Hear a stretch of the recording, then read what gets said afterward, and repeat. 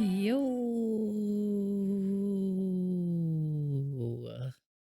how's it going, everybody?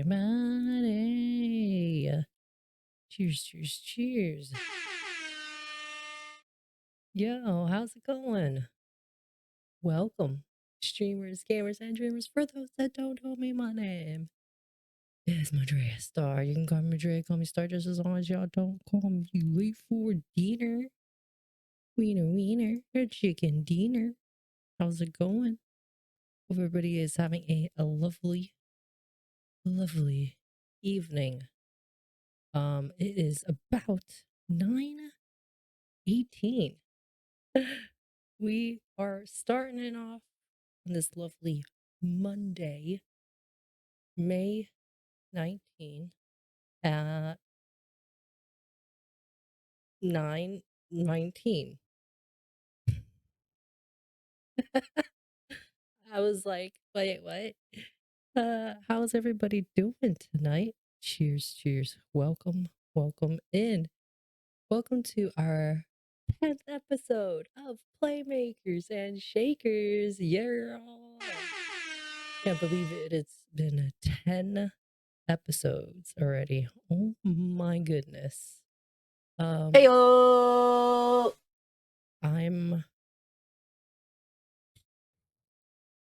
mind blown. And I am super excited to present to you Auridia. Tonight we're going to be interviewing Reed from Norseboar Games, Playmakers and Shakers. It is our 10th episode. It is basically a chance for us to have a platform and a space to interview these lovely, talented, amazing game developers while playing their games. So I'm super stoked. I can't believe it. 10 episodes already. 10 episodes already. Isn't that crazy? Isn't that crazy? Wow. I don't believe it myself. I don't believe it myself as well. So yeah, so if y'all are new, it is a place basically y'all can find some fire wrecks, some hidden gems, games that you wouldn't per se like find on your own, some games that some game developers will interview, possibly are solo devs, they might be indie devs, there might be folks with passion projects, could be AA games, could be AAA games, fun games, even some weird unconventional games too. So a hub to be able to share that is here. A chance to interview the game developers while playing their own games. We'll learn about a day in the life of a game developer. Check out some behind the scenes concepts. And we'll get more in depth of the creative and technical processes of the games, and we'll get personal. We'll play some trivia actually before we go ahead and give them a call. We're gonna check out their Steam page first. We're gonna see the trailer and watch the trailer together. Let's get it going here. Yeah, I'm super excited to interview Reed. We're gonna give him a call in less than 5 minutes. All right, here we go. The demo here, if y'all don't know the game, here is more information of the game. Demo is out. Feel free to download, play it, make sure to follow. I invite all of y'all, every single one of y'all, to ask questions. It's not every day that you have, a developer come through and hang out with us and be able to be here. So feel free. Ask questions. We're gonna go through a Q&A. We're gonna go through the gameplay of the game. We'll do where I'll play, and then then replays. We'll give feedback. We'll share some behind the scene content. I know this is one of your favorite parts of the show. Of course, then we'll have the trivia, where I believe is the game developer's favorite part of the show.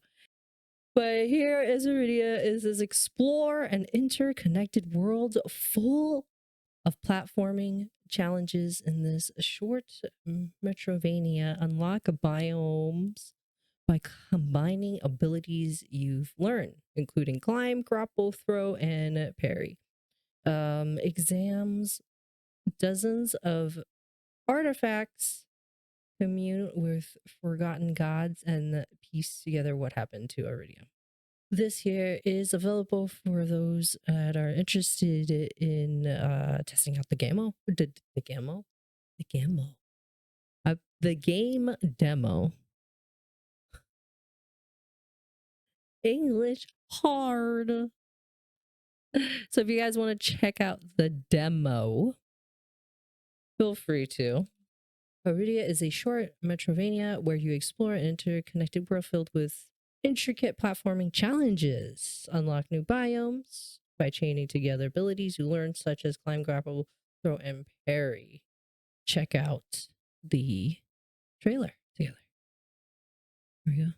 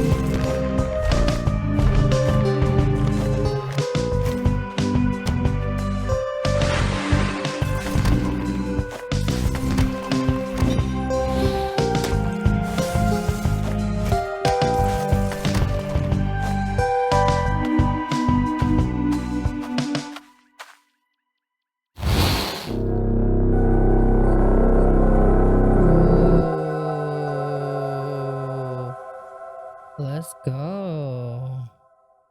Yo, make sure to wishlist it on Steam. There is actually 2 trailers here.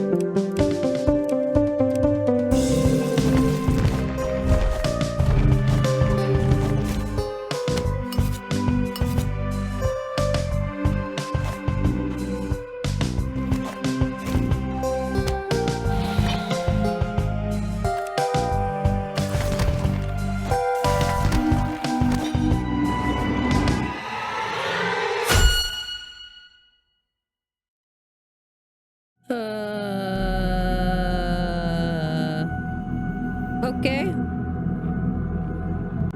That was a little creepier.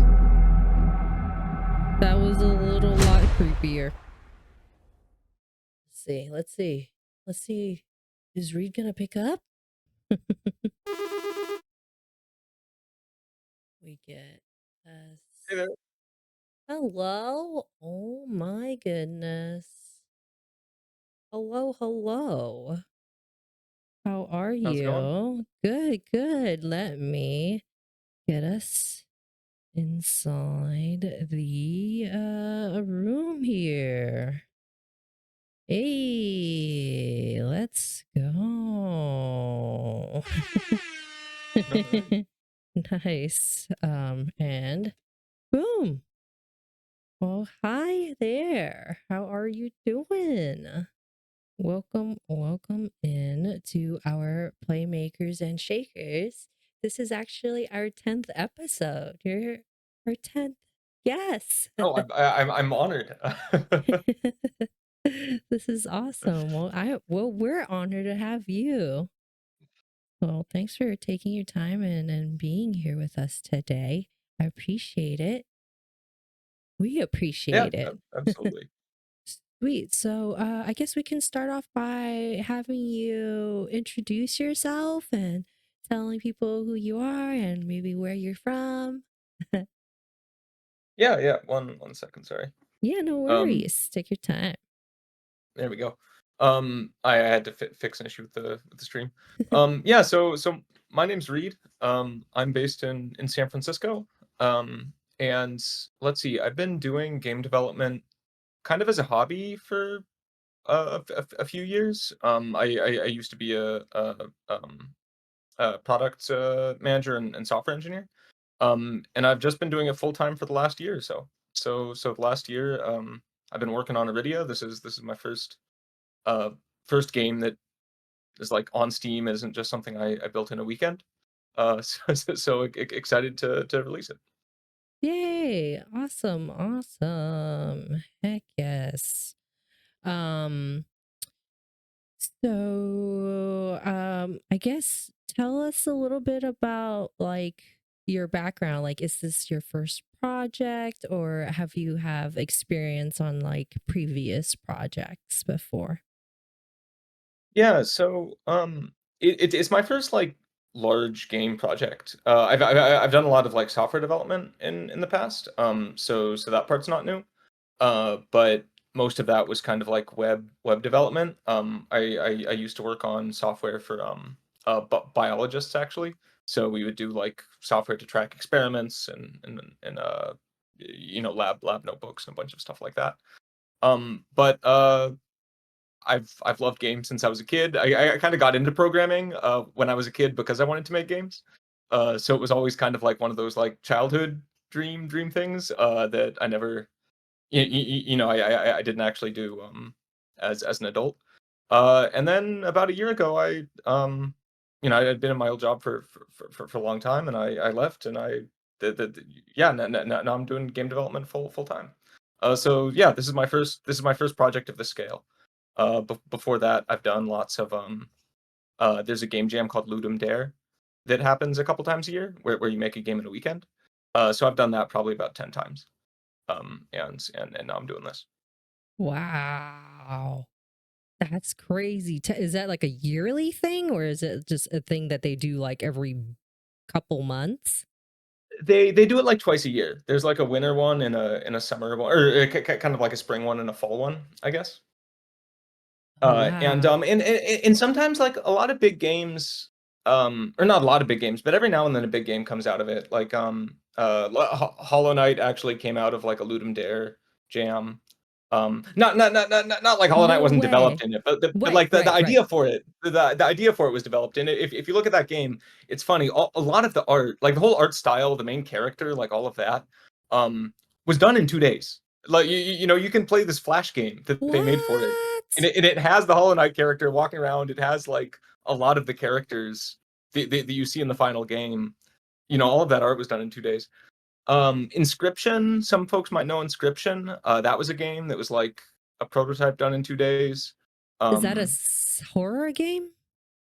yeah, it's a weird like it's a weird horror deck builder. Where it starts as this like deck building game that's kind of horror-y, and then like halfway through, the I don't want to spoil anything, but like the bottom kind of falls out of the game, and it becomes very strange. Um, I'm trying to think of some other ones. There's a Realizes smaller one called inscription Domekeeper. is dope.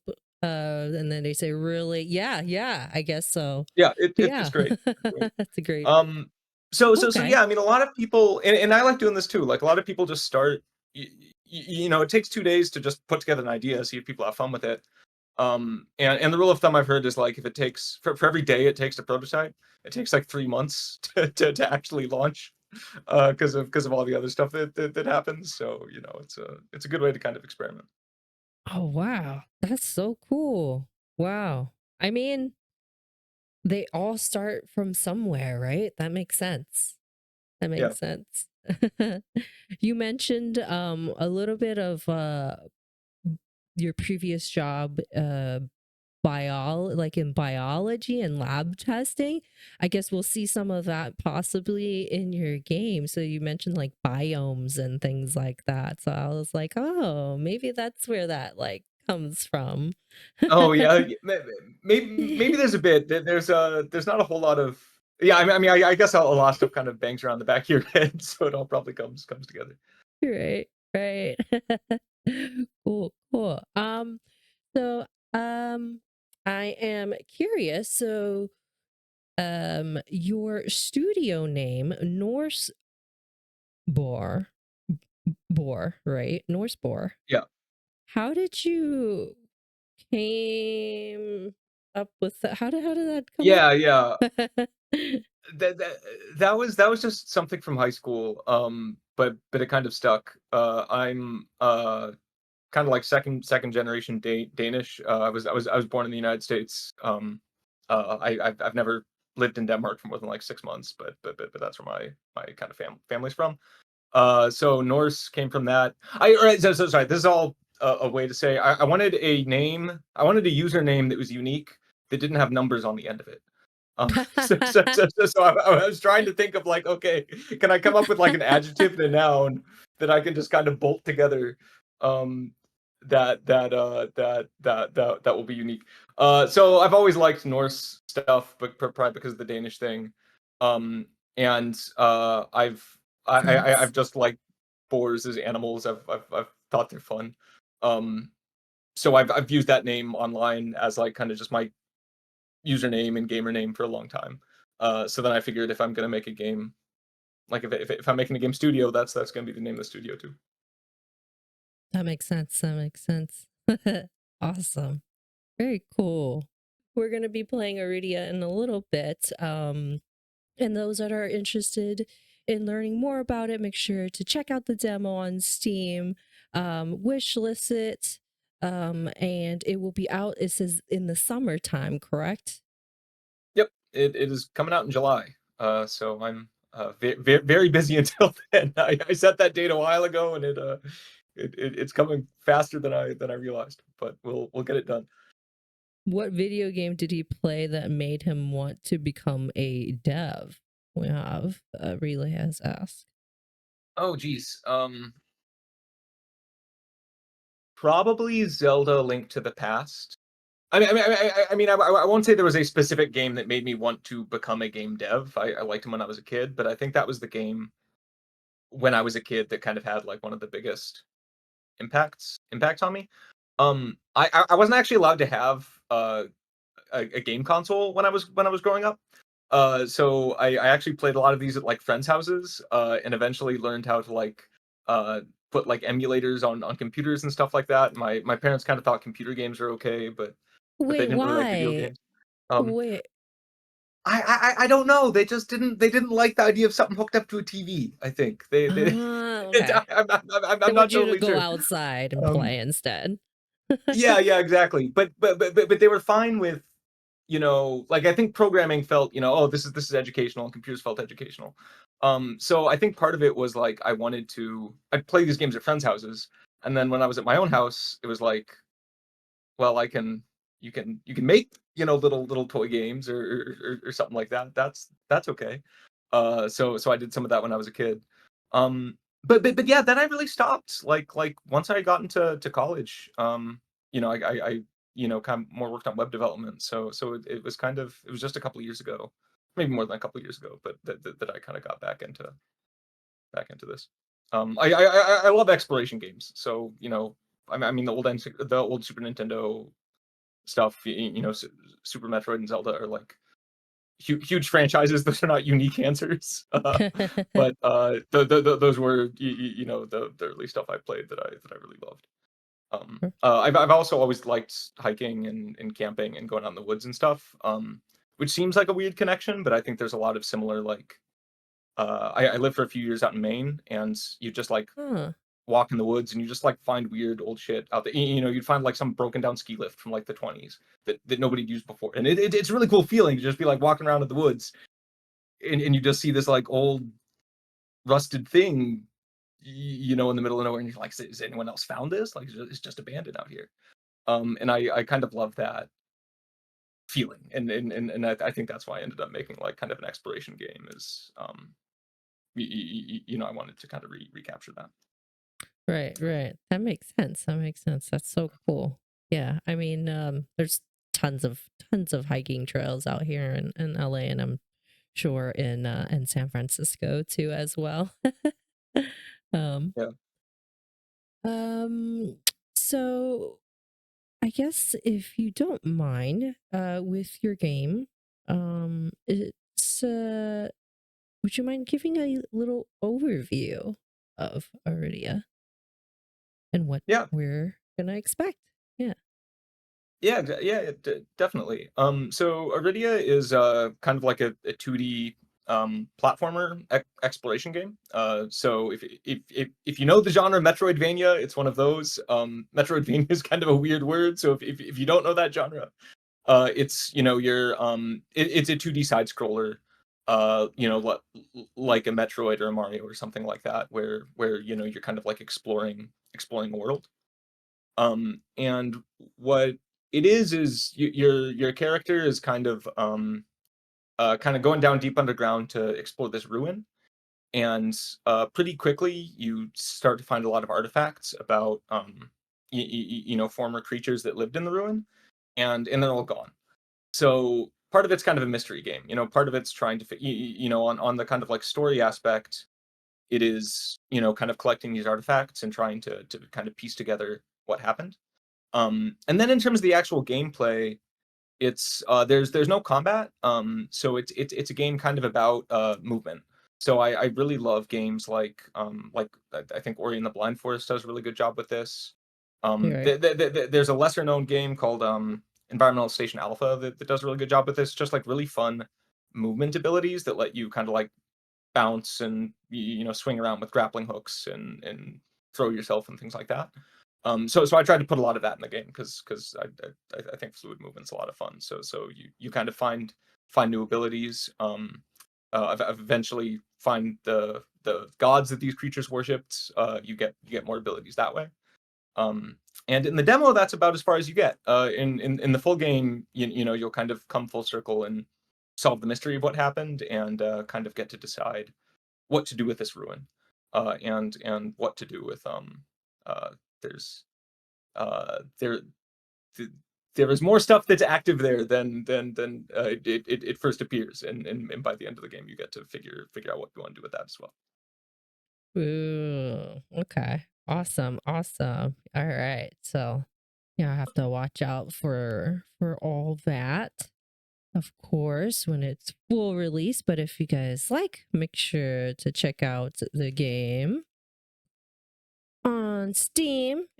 So I do have question about the making of your game. Um how long did it take you to make this? Like about, won't you say? Yeah, so it's been about a year. I had a maybe it's a year and like a couple months. I made like a prototype last year. That you can still play on itch. So you can play a version of this game last year. The main character is the same. That took about a couple months just to get the basic uh systems in place of you know the physics and the jumping and some of the you know basics. And then the last year has been kind of refining that, adding some more abilities. Getting better at art. I had no art. This is like my first experience learning to draw and try doing pixel art. So there's been a lot of trial and error there. Yeah. The art is amazing, by the way. It's, I mean, we you'll go through a little more with us, but what you have told me so far of what you've done, I mean, for what you're saying, that if you're a beginner, I can only imagine years to come later on. Yeah, what it's gonna become. So that's very exciting. So this is very cool. Um, Yeah. yeah, speaking of that, what engine and tools do you use to have your game come to life? Any specific music or anything like that you um, tools or resources? Yeah, so, I use Unity is the game engine. I do not actually use Unity's, physics system. They have, like, a pretty elaborate physics system, but it's almost too much for what I'm doing. Like, a lot of what I'm doing, it's not supposed to you don't actually want it to behave like real world physics. You want it to be a bit more stylized. So it's a mix of Unity and then my custom physics. Um, and then well, I'll be able to show some of that in the behind the scenes section. And then for art, I use a program called Sprite, which is a pixel art program. If you're getting into pixel art, definitely recommend Sprite. I do some drawing on my iPad. There's a pixel art program on that called Pixaki that I use. So if there's like uh, especially stuff that should be like more organic, like more curves and things like that, I usually start that on iPad, and then import it into the computer once I've got the basic shape down. Because kind of like drawing with a mouse, like drawing straight lines with mouse is really easy. Because Sprite gives you lots of tools for that. Drawing like freehand curves with a mouse is kind of a pain. Um, and then for music, I use a program called Audacity for my music and sound effects, just Nice. to, like edit. Mhm. I'm not a composer, so I don't write any of the music. And for most of the sound effects, I'm finding there are bunches of like pre-made sound libraries you can find, and I don't use those sounds directly, but I usually use that as a starting point. So like the torch sound is a actual blowtorch sound layered over a bit of a wind sound. But most of these things are just like two or three sounds that someone else his kind of curated layered on top of each other. There's some stuff that I recorded myself. There's some running water that's just my sync. But for the most part, it's me finding clips and editing them in Audacity. Okay. Very cool. Very cool. Were there any challenges that you're able to share that you've went through during some of these development, whether it be the tools or any uh faucet mishaps? Yeah. Nothing too exciting on like faucet mishaps. I didn't, flood my house or anything.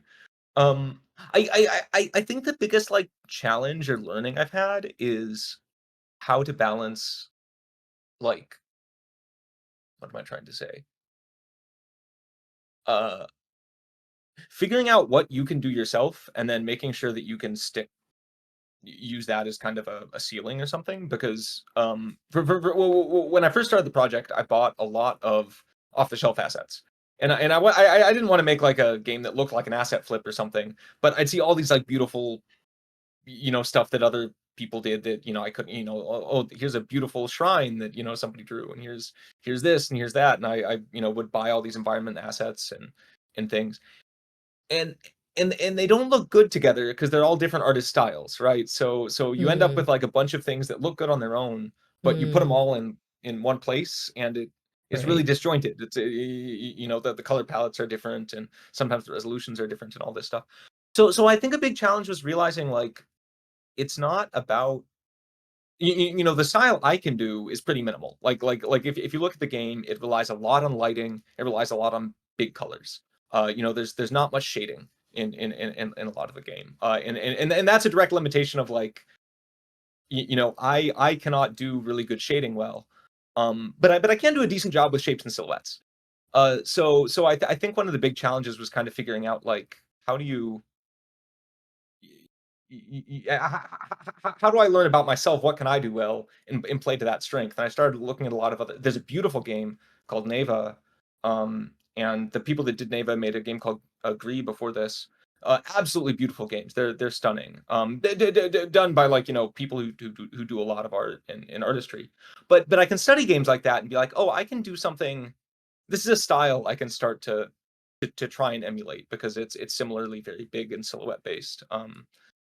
So I don't know if that counts as a challenge, but I think that was the biggest that's definitely kind of where I spent most of my time was trying to figure Right. out what am I able to do and how can I take that and make it Your work? own. How can I find something that suits that? You know, how can I work with what I can do, I guess. Right, right. That makes sense. That makes sense. Yeah. Very cool. Very cool. And this is Um, kind of related to a question. So I'm just seeing a question in yeah, the chat yeah, I here, see like it. Mm-hmm. a game that got you back into Back at gaming, and I think yes. that's it's kind of related to that. You know, that kind of like figure out your limitations thing, which was Hollow Knight is like a big inspiration to me. But I know there are lots and lots of Hollow Knight clones out there now. You know, to some extent, you know, my game is one of those. Um, but I think like learning that that was two people was huge.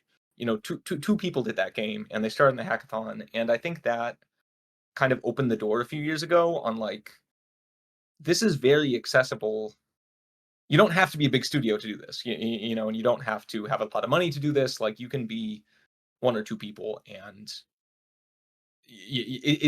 as long as you find a genre and a type of thing you can do, you can do that really well. So I think Hollow Knight was kind of the biggest inspiration. Not in terms of like I want to make a game like this, although I did, but also just like two people did that. Yeah. Yeah. You know that wasn't Yeah. a giant studio. Right, So right. Um, what motivated you to pursue or get into and then going back into like the question of game designing as like, quitting working in the lab and yeah, now this as this is what I want to do. This is the dream. yeah, it's a good question. I think part of it but I mean, part of it's almost an artistic thing. It's like, I I play games, you know, and like, I I consume a lot of this, so I think I just naturally had and I like building things. So I think I just naturally had something of like, "Hey, I'd like to build something." Like, I guess I worked in lab software for a very long time, like almost 10 years, and it was really, really rewarding, but I was not a scientist. I was kinda building software for the scientists, and, Right. you know, it's super rewarding because, like, these you know, a lot of these scientists, you know, you're working on stuff that ends up in, like, you know, these life-saving drugs and, like, all this stuff is extremely impactful and inspirational, but it's not for me in a sense, right? Like, I am not directly using the software every day, Mm, and I think I really wanted to be in a place where it's like, oh, I'd like to build something that I'm using. I want to build something that I'm directly, you know, you know, I'm on the other end of that. Um, so yeah, I think it was just like I spent a very long time kind of like um, you know, working on a mission I really believed in, but on software where I wasn't really the user of it.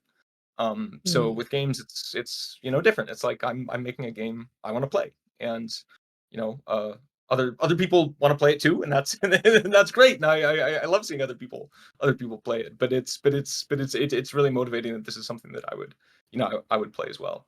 Um, uh, and then I guess another piece of motivation is like I used to do a lot of and I still play a lot of board games. I used to do a lot of Dungeons and Dragons. I'd be like a Ooh. dungeon master there. So I've always kind of liked storytelling and kind of like helping other people along with a game. You know, I love teaching a board game. I love you know doing being a dungeon master for D&D. So I think there's another way to express that too. Is like you know you're kind of teaching people a new game and walking them through a story and stuff like that. Ooh, that's awesome. D&D, that's awesome. Wow. No, nonetheless, D&D master. That's awesome. Very cool. Um, I have friends that play D&D, but myself, I have not. But I know there's a lot of creativity that happens from that. So yes, Yeah, all yeah, for it's it. fun. Mm-hmm. It's really, like, had a resurgence in the last, like, 10 or 15 years. Like, I feel like when I was a kid, I mean, I was a huge nerd when I was a kid. I'm still a huge nerd. I'm not fooling anyone, but, Nerds um, unite. but I remember when I was a kid, it was, like, very I don't wanna say looked down on, but it was not popular, and I feel like it's really, like, had a resurgence. It's fun to see, so many people play it. Yes, yes, it's great. It's great. Yes, for sure. All right. So I guess what we have on our next bit, y'all, is we're gonna get into the gameplay. We're gonna play the demo of the game, and then we'll have Reed play a little bit of it so y'all can see the difference between the newbie and the master. um but yes, again, if y'all haven't done so, make sure to check out the game. It is on Steam, the demo, if you want to play for yourself. Check it out. It will be coming out this summer. Make sure to also follow the developer. There's the Twitter, Blue Sky, Discord, all the things. Check it all out. And we are going to be doing a giveaway at the end of the interview. So stick around. There's tons and tons of fun things we're going to go through tonight. So here we're going to pop open the game right now. I'm going to move you over to this television. So y'all can still see Reed over here. And then I will get the game going over here. Perfect. Awesome. Okay. There it is. Let's get in. All right, let's see. Making sure everybody can see it. All right, can we all see it? Okay, just to reiterate, I know you and I spoke a little bit about this, Reed. What is the best controller to use for this game? Oh, yeah, Keyboard or if you mouse or have controller? if you have any kind of controller, that's probably best. If you have like an Xbox or a PlayStation controller or something. If not, keyboard and mouse works too. I do most of the testing with keyboard and mouse. But I think it feels best with a controller if you have that. DDR pad? Can we play with DDR pad? I've not tried the DDR pad, but we'll if people can beat friggin' Dark Souls with a DDR pad, then someone can figure this one out. Right. There you go. Awesome. All right. So I will be playing with the controller. We like to go through the kind of like the option menu. I know this is a demo, but we'd like to go through it, see what they got going on. Analytics. What's going on with the analytics? Oh, I have an analytics server. So if you check enable analytics, then anytime like when you pick up an item, that'll send data to me. When you die, that sends data to me. So it's helpful for. Oh. So now it's default off because it's like on Steam, and I didn't want to like collect a bunch of data by default if people don't want it. But for really early builds, it was really helpful because it was like, oh, I can see everyone's dying right here, or like nobody's finding this item. There are a bunch of hidden items, and it's hard to know, especially the developer, like what's too hidden. Is anyone going to find this? So the analytics were nice because I could see like, okay, people, no one's figuring this out, or people are dying way too much here. Or this is way too easy, like nobody's dying here, and I thought this is supposed to be hard, and it's so that's what the analytics are for. Feel free to check it. I'll get the data, but I don't get as much data as I used to. Okay. All right. So you can pick what you like. You have this. I find very interesting. Having the. So tell us a little bit about this. Jump movements, different keyboard schemes. Yeah. This is really a compromise for the demo. I think this should just have keyboard bindings where you can just say I want these keys to do this. That's a lot more work than it looks like.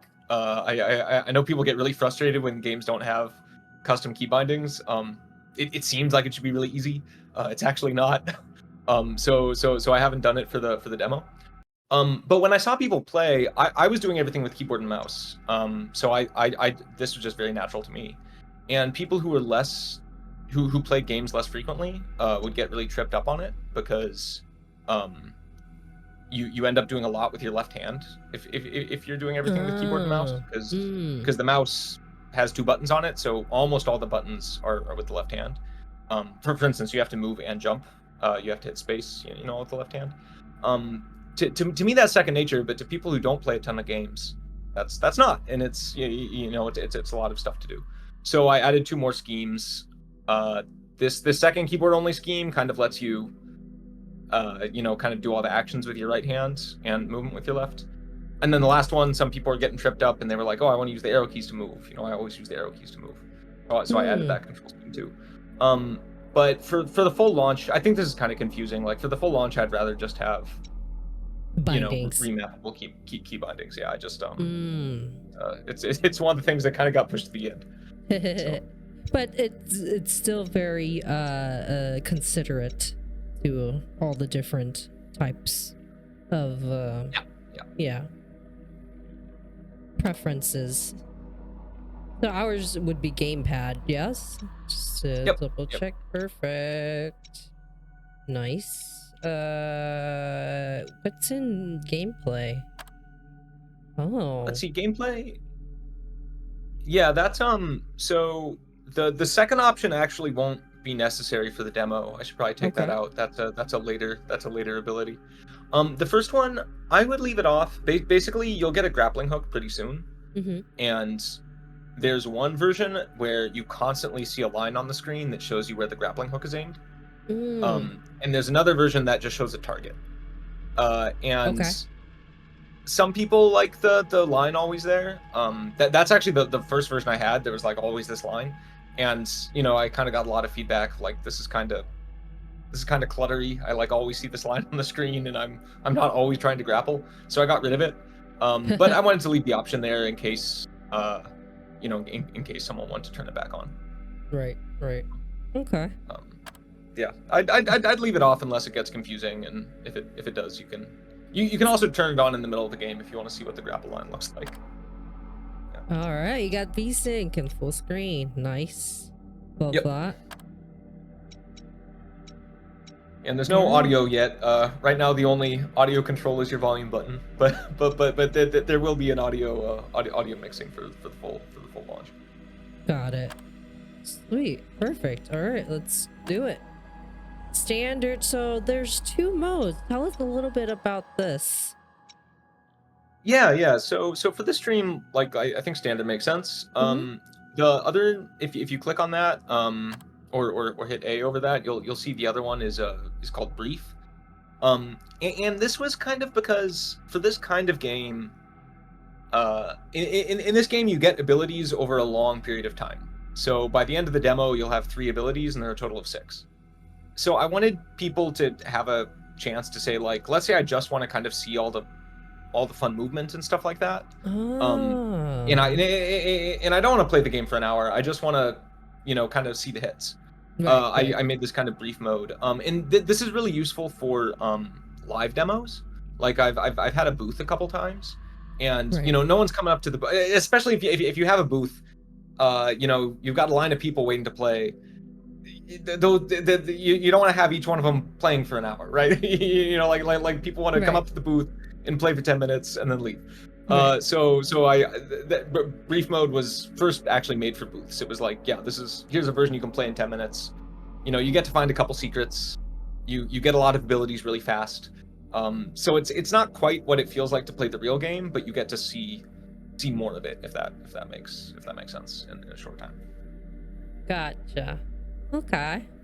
Very cool. All right. Well, we're gonna do standard for this demo here, and yeah, we're gonna get started. Yay! As a child, you heard stories of your grandfather, a restless man who sailed uncharted seas and met strange peoples. He left accounts of all his journeys, saved his last, for he never returned. Wait, why? I got abandoned? Years later, you happen upon some strange notes of his, unfamiliar symbols, alien phonetics, sketches of stone galleries, and titanic palaces, and a map leading deep beneath the earth.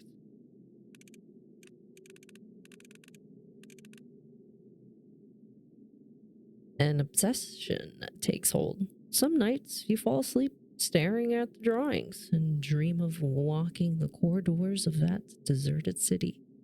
Resolve to see it for yourself.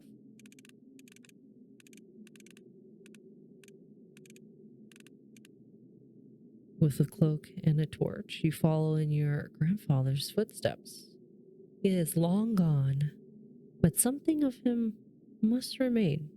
A journal, a discovery, perhaps only his bones. Whatever it may be, Auridia. Wait. Let's go!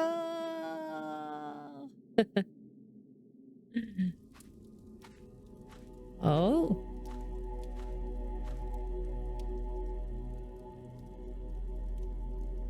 All right.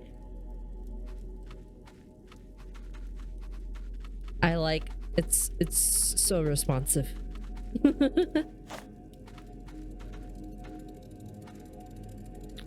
Thanks. Yeah. The colors, the cave, the hues.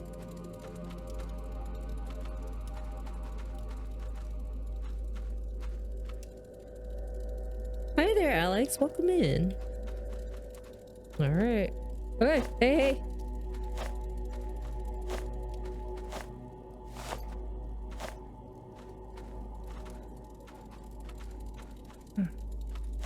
Yeet. Okay. That didn't quite. It's okay. But there's something over here. Pick it up. The Lost City of Auridia. A book that describes the legendary city of white gold, deep underground, heavy on illustrations, light on evidence. But the former has always done a better job capturing the imagination. Okay. Throughout Auridia, you'll find artifacts left by those who came before you. While these will not directly help you explore, you may find uses for them, for some of them. Open the pause menu to see your inventory. Oh. Oh. Okay. So there's different items. Look, I got a torch. I got an unknown rite. A set of instructions. Okay, that's what my grandpa gave me. And then the map. That makes sense. Hi there, Munchy Bunch. Go read, yes. Welcome in. Welcome in. Oh my gosh. Okay, let me give you guys a little information here. Those that are just coming in, welcome into the Playmakers and Shakers our 10 episode. Let me move it back over. Got Reed in the house. Yay! Hey there. We are presenting Auridia tonight. We're playing the demo. Make sure y'all follow, of course, the Twitter. We got the Blue Sky, the Discord. Thanks for joining.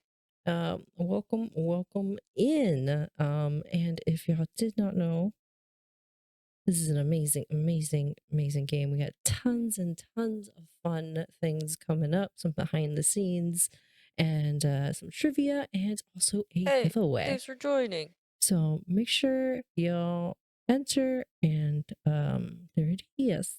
Yay! There it goes. There it is. Perfect. Um, There, yep, yep.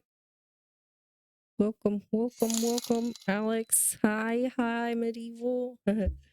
Yes. Cool.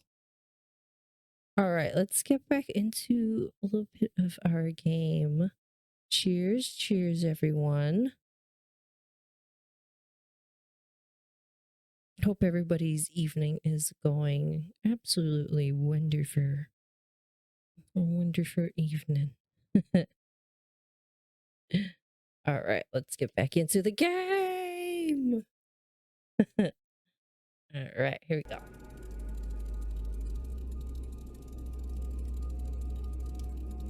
Okay. Oh, this is information about the process of the progress of the game. Okay, this is cool. This stat. Oh, yeah. That's mainly so you can see how much stuff you've collected so far. If you're trying to get all of it. Nice. Very cool. Oh, and that's what happens when you jump on one of those. So it's like a combination of a lightning bug and a roach. What do you think? Yeah, I was Like trying to get like I know like anglerfish have that light on their heads, which I thought was right. interesting. That's So true. that on a bug. Yeah, this is a fun fact. The sound when you die is that's my water faucet running backwards. That is so So good. yeah, Oh my if you record gosh. that, play it backwards, you get a cool, like, I don't know, it sounded Wee. reconstituted or something. The passage, huh? Oh, there's something over here. Just gonna go ahead and pick that up. Pick that up. Impatient note. A marker has been added to your map. I found a hidden recess above some of the ruins. I'm going to investigate. Maybe they lead somewhere. And we don't need to do all this digging.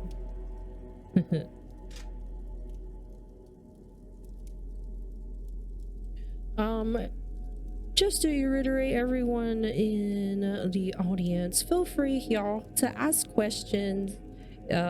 It's not every day we got a talented and amazing game developer come through to the stream. So if you guys have any questions, we're here. Give feedback, anything like that. I'm sure Reed has no problem answering your questions.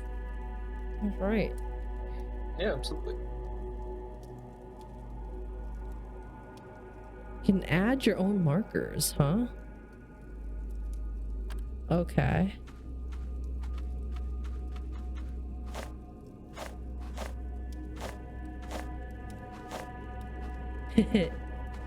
Love those. It's over here. And light it. Light. Oh, I don't know if the tooltip's coming up. There you go. Yeah. Examine. Oh. Inscription. The base has been ground away and replaced with a shorter one in many languages. Auridia is no more. The gate is sealed. Leave this place. No! Let me explore. Is there anything on this side? Oh, there's a door. Wait a minute. But what's down below? There's down below.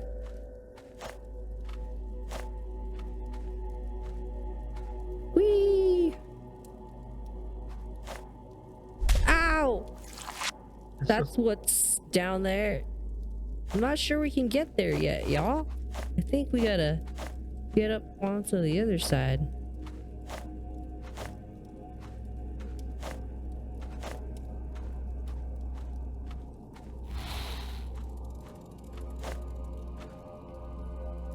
Love the art design, Alex Remix says.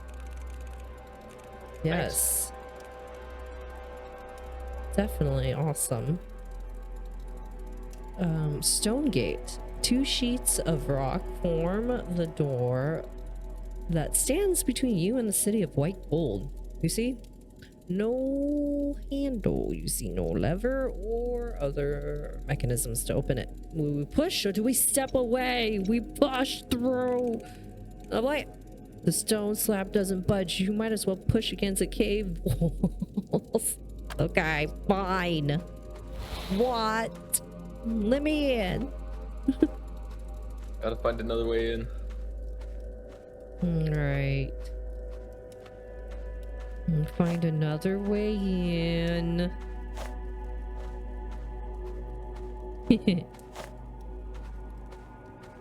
Definitely. Wait a minute.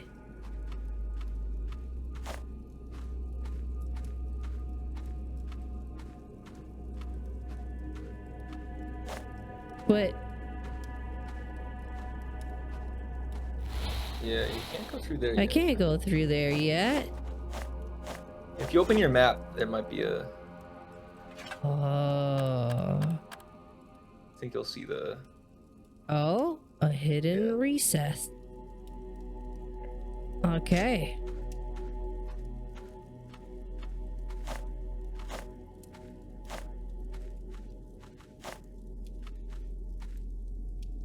What?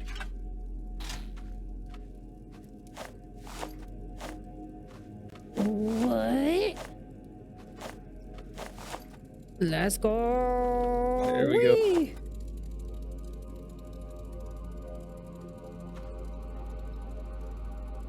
Come out, come out.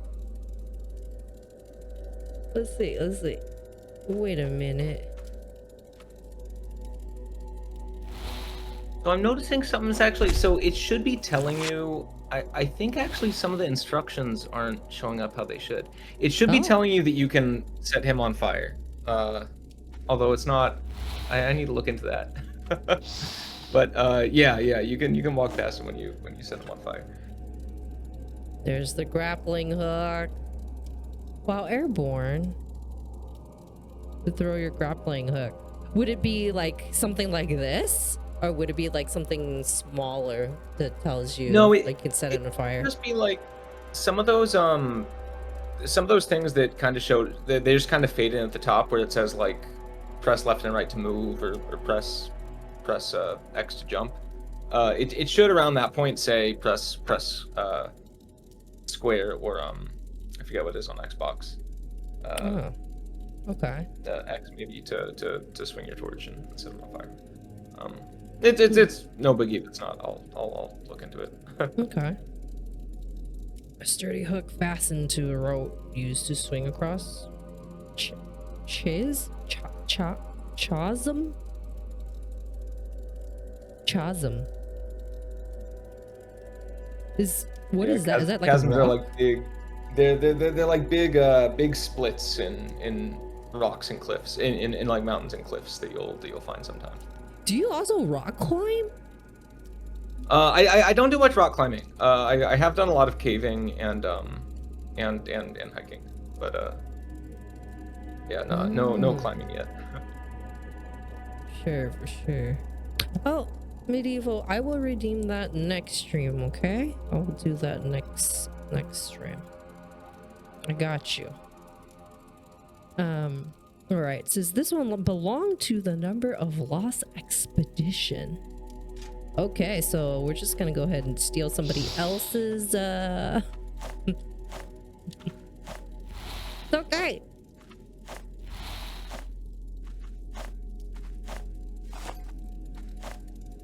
No. No.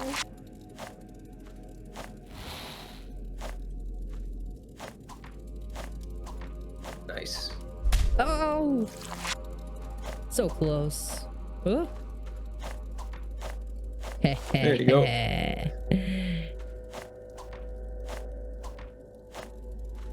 That's right. Give me that. What is this? Astronomer's Mantle, a Uzamir veil awarded to scholars who find the new secrets in far-off realms. Once such Auridian left after their discovery and dedicated their life to lighting ancient shrines. Many never returned from the cosmos, their spirits similarly trapped, but perhaps they simply need to be shown the way home. This is interesting. So Auridian is a place, but it also has people that is also called Auridians. Auridia is a place, ruins, and there's people in it. Okay. Interesting. Okay, okay. All right. Let's see here.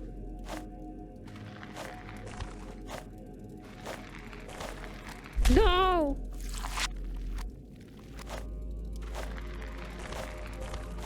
Wait, do we go towards this direction? And Yes. now you can get through there. Yes. No! I want to light. Ooh. So this gives you extra health, right? Up there, Yeah, for extra bars. You'll see there's a counter in the upper right there that says 3 out of 10. Ah. Eventually you'll find someone who you can trade these into. And Oh. and once you get 10, you'll be able to get more stamina.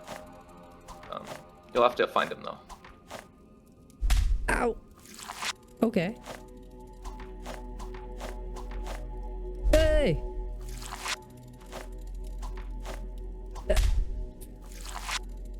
Okay, maybe don't do that. Okay. Oh, nice. Okay. Okay, I'll take it. I'll take it. All right, one more to go. There we go. Let's go. Ooh.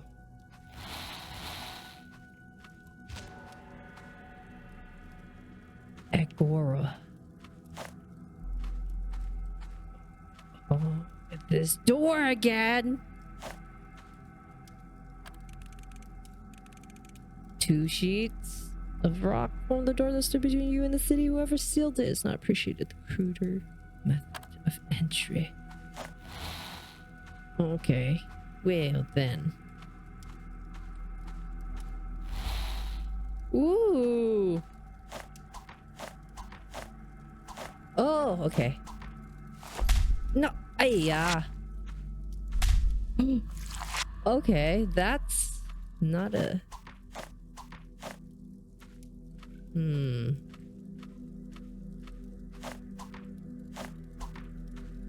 Nice. Okay. But I want to get up there. Okay. Okay, we want to get up there. There. Oh, dang it. Okay, okay, good to know. Okay. Take 2.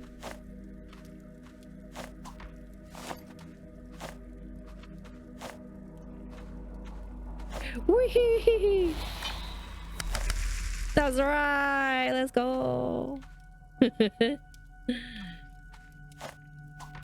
Oh, what's this? A stone altar weathered by time, crystal dance, and weave about it. Suspended by an unseen force, a large rune is carved into the front. Examine altar, perform rite, or step away. Let's examine it. The altar is covered in the ridges, spirals, and impressions that form the Auridian language. Oh my gosh! As your eyes wander across the symbols, a soft hum forms in the back of your head. You cannot be sure, but you think the crystal has begun to move in time with your heartbeat. You are being watched. Perform the rite. You approach the altar. What rite do you perform? Unknown rite. Do not perform. Unknown. You receive an instruction on your grandfather's transcribe. You carefully pronounce the strange syllables written there. You trace shapes onto the stone surface. A soft buzz forms in the back of your head, which groans into a faint voice. Listen. Oh. You are different from the last one, yet in many ways the same. I offer the same terms. Release me and I will share knowledge beyond your imagination. Release me and I will restore. Auridia. What? One who is aware of so little cannot help me. Deepen your Genesis. Speak with the gods and secure their assistance. The voice quiets and the buzzing fades. You regain your bearings. Okay. We stepped away. Alright, something happened to us.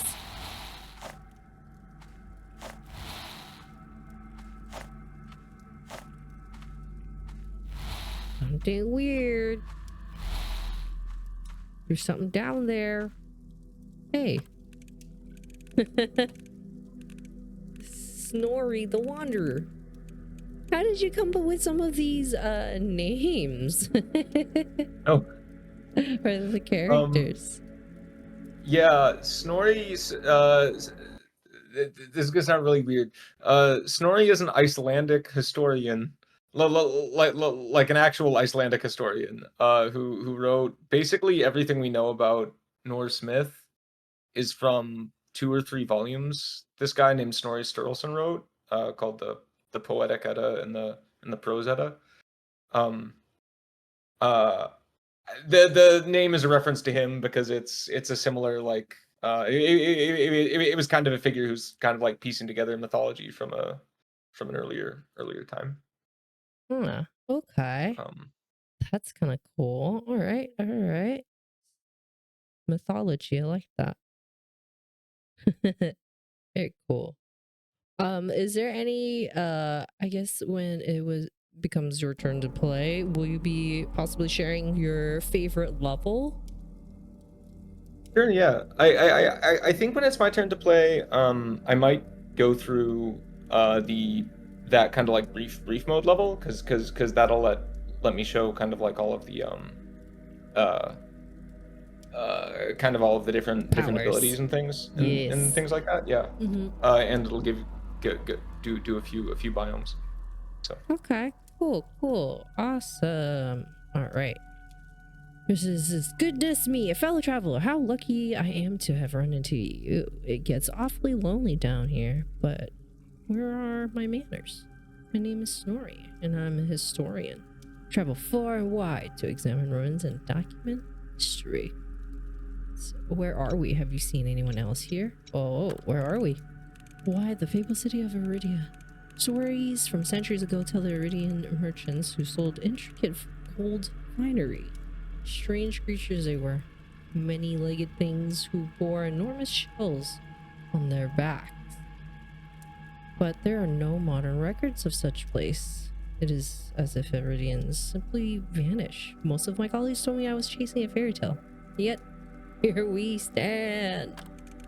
I intended to write a definitive history of this place and share it with the surface. Of course, it will need to be backed by evidence. If you find any artifacts, you could help me with my research. I need all the help I can get. Tell me more about this place. How can I help you with your research? Kind of curious. I thought you never asked. There's all sorts of topics I like to cover in my book. Precious evidence. If you could bring me artifacts related to the topics I'm writing about, I'll be grateful. Don't have much in the way of payment, I'm afraid. Then again, what use is coin in this place like this? Tell you what, I'm learning all sorts of things from these Auridian tablets. I'm happy to share anything I find with you, and if you could help me enough, I'll credit you in the book. I can hardly think of a better way than that. What are you writing about? I'm starting out with basics. What what has already been written about Auridia? Bring me something that written on the surface about this place. What rumors do they tell? I have writing from the surface of Auridian. What? Do I? Heavy illustration. The mantle.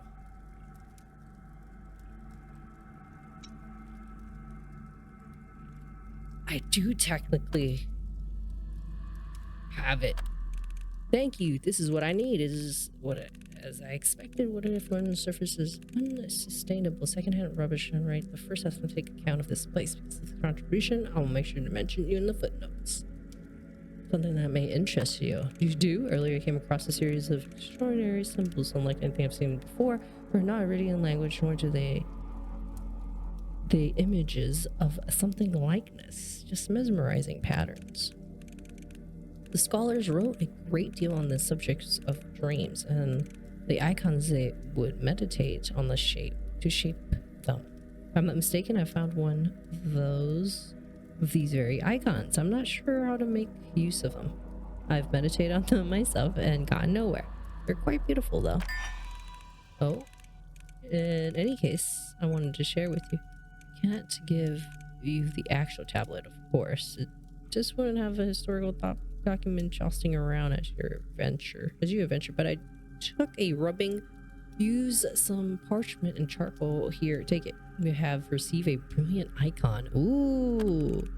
Now I'm working a chapter about Auridian craftsmanship. The hallmark of craft is cultivated growth. Very little was carved or assembled. Instead, they have shaped and infused living things. I would like to see two artifacts made this way, and I would also like to learn more about serfs. Much of what I see must have been built on the labor, yet they are barely mentioning in Auridian writing. Bring me two artifacts that show how they are treated. I have two organic artifacts infused with gold. I have two artifacts that show how the serfs lived. Let's talk about something else. Let's see. Do I have two? I have one.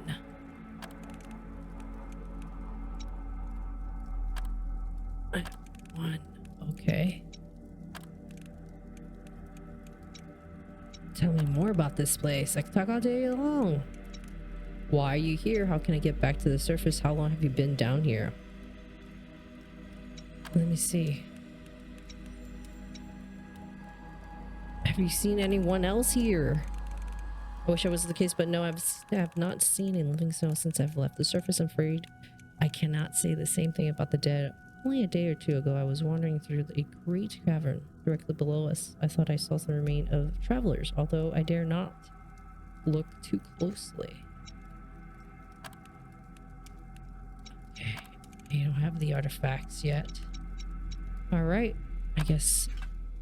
Okay, we got this brilliant icon. When activate, it raises the strength of your torchlight. The charcoal rubbing taken of the Auridian tablet showing the geometric pattern. When you use the proper right, the pattern will cultivate a powerful dream. Interesting. Huh? Cut from a large dried out mushroom. A message was written in dark ink. Elegant penmanship. Snorri's Gallery of Wonders. Marvel at curiosities from across Auridia. Crystal out of Auridian mines. These were gathered by thousands. I saw a much larger one in the bottom of the mine shaft east of here. I would like to get a closer look, but the lift seems to be out of order. Huh. Look at a masterpiece, model of Cosmo. Leaving with nothing but stone over their heads, and Auridian yearn for the stars, or at least their concept of time.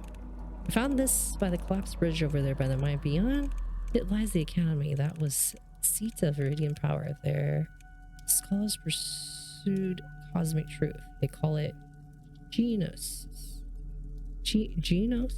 An unvarnished, pure understanding of reality. I should see inside of that place someday. For now, I will into myself with this Oreo, Oreo, Orrery. Orrery. Sorry, Orrery. Yeah, no, I guess there are a bunch of kind of like obscure words in this now that I think about it. I love it. This specimen was taken from my Korea. It is vertebral jungle of mushrooms, and it lies below our very feet. Ooh, mushrooms. There's the biology right there. Okay, let's see. Oh, I thought I was gonna die. Oh. I mean, there's something I thought I saw over here, though. Hold on a second. What is this? Gotten the foggiest idea what this is. The only thing I've learned is that you don't touch it. Don't touch it. I almost stepped in it by accident. I have a hole in my boot and show for it. Alas, this is not where I wanted to place the exhibit, but I see no other movement to this specific light. If I cannot bring the specimen to the gallery must come to the specimen. No. Ah, no. Okay. Just trying to see if I can get up there. Or what? I don't know. There's nothing up there, is there? Just out of curiosity. No, it's just that exhibit. But there is something below you. Yes, there is.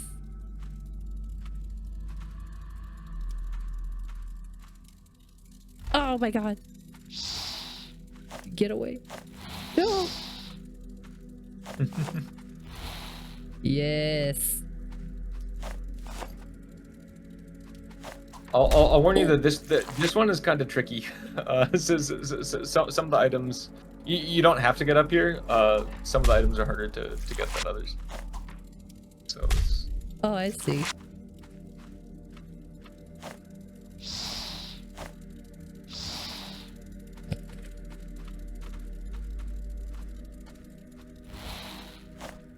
This is so cool, though. Is that a mushroom? I hear something. That's a weird...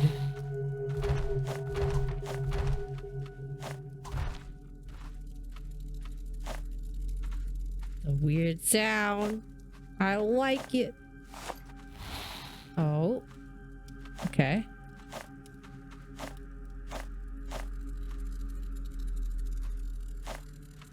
It's up there. I see. Oh, you think tricky, huh?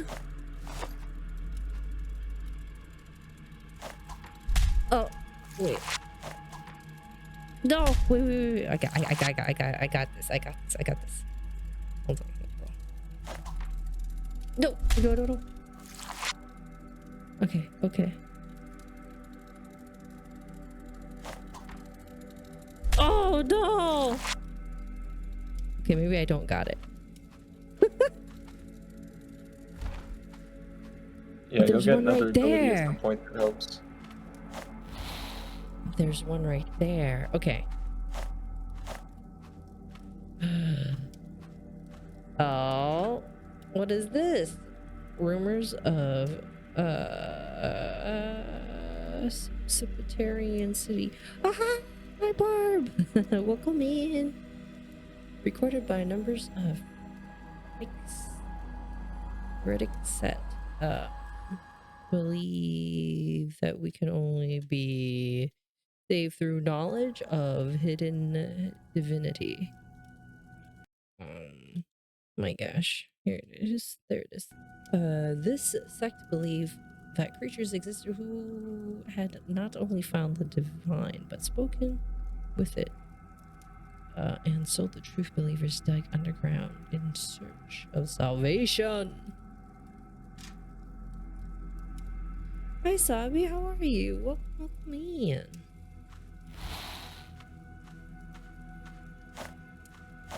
It's going wonderful.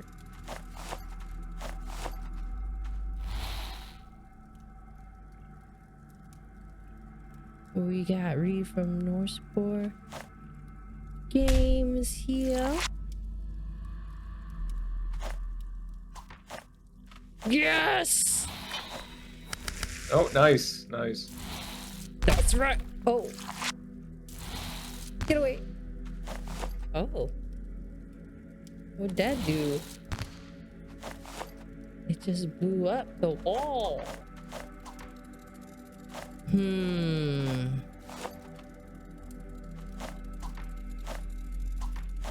Hmm. Oh. I was wondering if I could swing myself up. You might be able to. There are a lot of things I didn't expect that people can figure out how to do with the grappling hook. There's like a lot of, but the expected way is coming from the other direction. But another ability also helps. Right. True. I mean, that makes sense. If there's other abilities to help out. There's something over here, though. Wait a minute. I can't. Hold on a second. Ugh.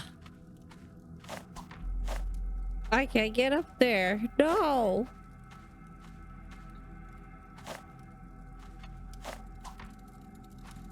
Okay, let's go this way.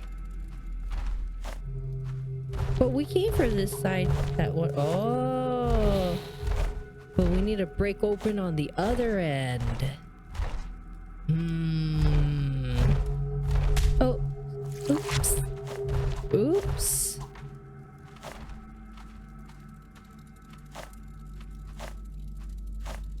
So you can drop through those platforms towards the bottom. Oh. You're right. Save you some time walking back and forth. Alright. Thank you.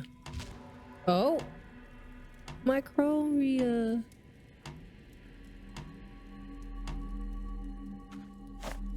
The only thing that I hate about having a sunroof, if it breaks, a lot of water comes into it. Oh no. Channel your inner Jackie Chan and jump on it. Yeah. Here it is. Ha! Okay. Oh. Ah, ha, ha. Okay. Ah, get away. Okay. All right. Oh, well then. Hmm. Oh. Okay, you know when you don't learn. Hmm. So I can touch the. I can touch that one. Hmm. That's a hard one. Okay, let's go over there. Let's just check. Let's just check something else out over here. Let's see what we can do. Something we can go down on that side, it looks like. Possibly. Okay. Huh? Oh! I was not scared at all. Yes! Nice. Okay, maybe don't do that. I was scared. There you go. Nope. Oh my god, the colors are wonderful. Look at this. The smoke or the fog condensation. Thanks. I like it. Yeah, it'll be fun when we do the behind the scenes. I can show you. It's funny because the actual like a lot of these images are all black and white, and it's all lighting. Oh It wow. helps them all light up. Yeah. The mushrooms aren't black and white, but the like a lot of the backgrounds are just gray. Makes sense. Yay! Okay.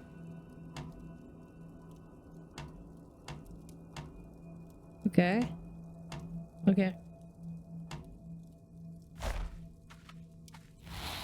Oh.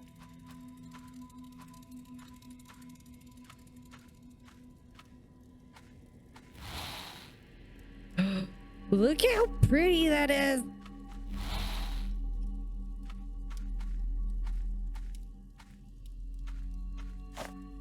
Where did we go? Oh.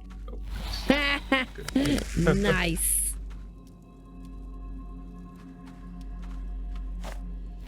Oh, okay. You know,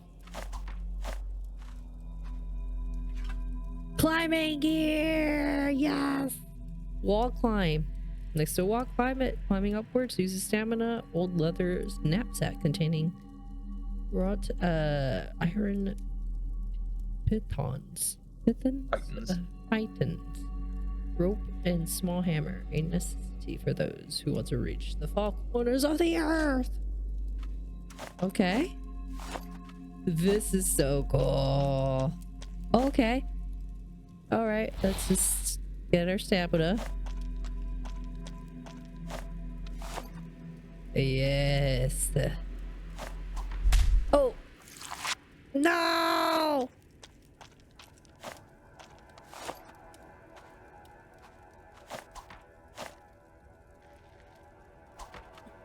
Haha. Oh, okay. Ah. Okay. Ah. Wait, what did it blow up? There's nothing there to blow up. Yeah, Wait a you'll need minute. to come back for this one too. Hmm. Oh, I gotta blow up this though. Boom shakalaka. There's something over here. Excuse me? There's a turtle head?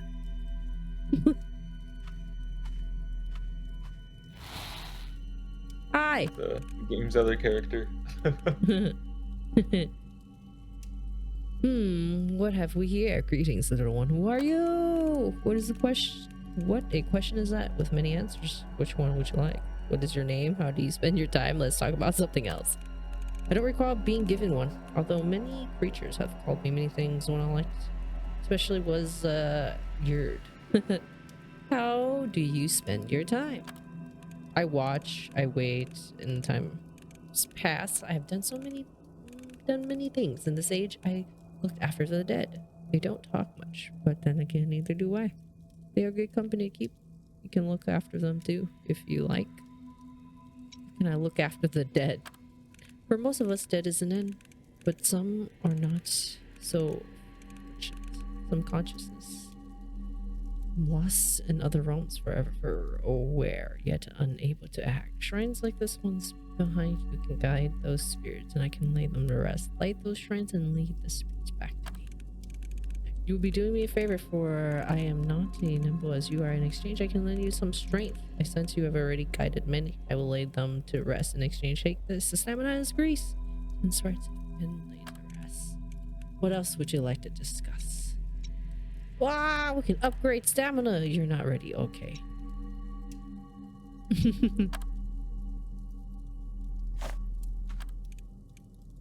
What happened here? You're full of questions. What has happened here? Structures have risen and fall, lives have come and gone, the very stone on which you stand has formed, while others crumble before that. But I will not pretend to misunderstand your question. No doubt you're asking about what happened in the Auridians. Those shelled creatures who had called this place home, they died. There are little more to say.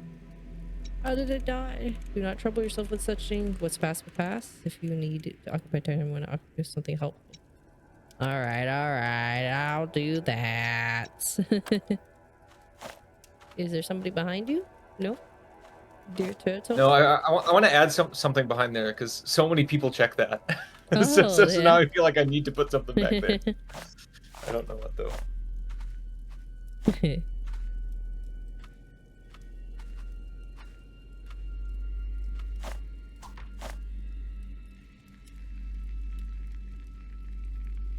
Oh, we did go up here already.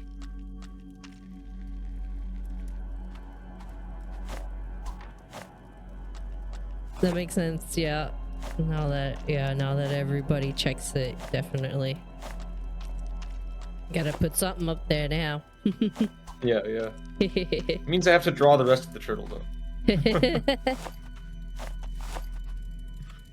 Was there something here that I was missing? No.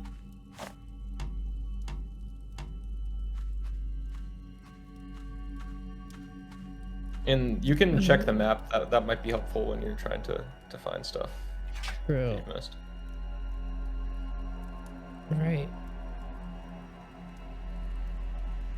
Ooh, that's the whole area.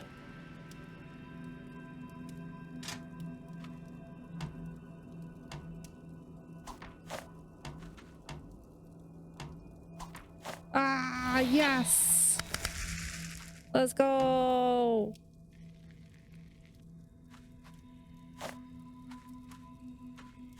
Uh.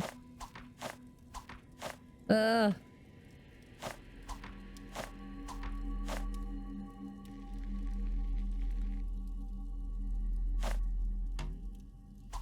Oi! Let's go! Expedition plan. A marker has been added to your map. Oh, there's another marker. This is seek light in the old capital. Further below, I must go there. Do not follow. Move the camp away from the altar. Even in its current state, it can fascinate.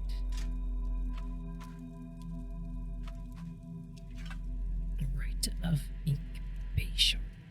A thin stone tablet covered in tessellate patterns, used to meditate by those who seek Genesis. This scripts the mind and invites dreams to take root. Place your icons on the altar and open your mind to them.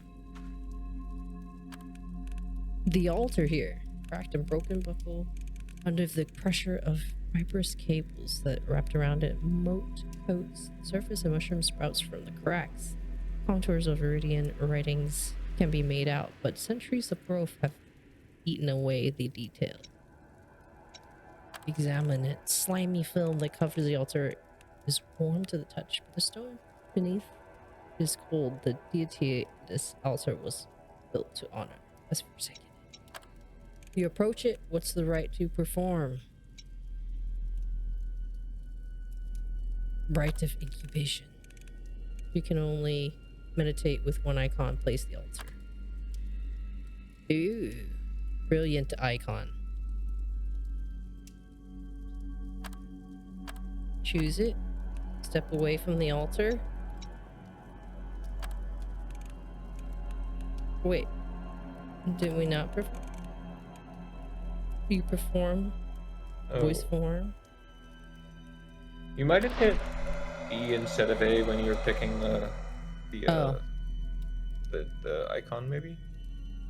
Got it. You might have misclicked.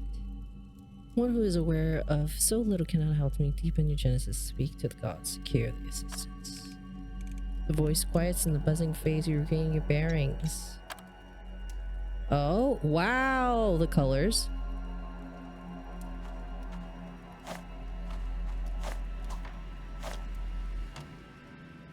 Oh, no.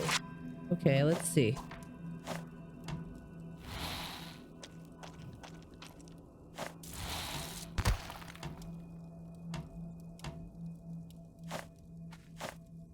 Okay.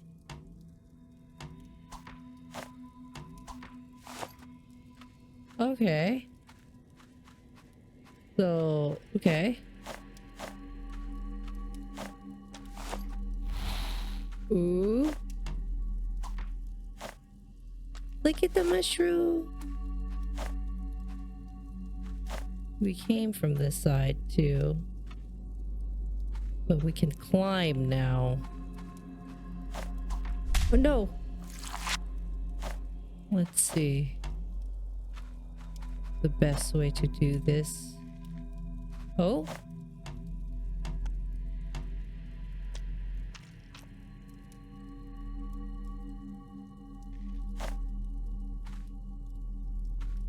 Hmm.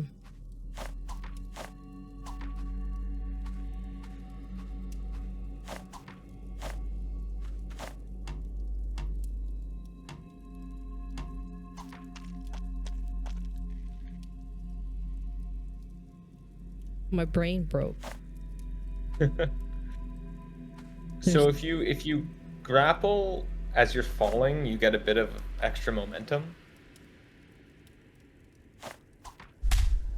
So if you like, yeah, try like grappling as you're falling down from here. It's a bit tricky though. You gotta like.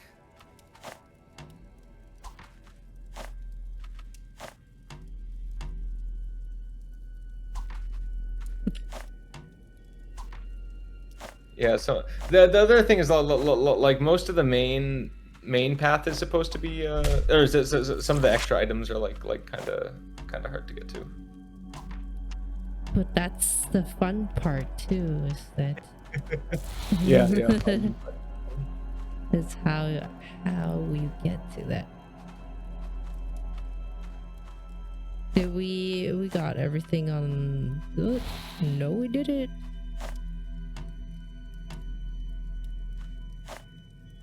I think so.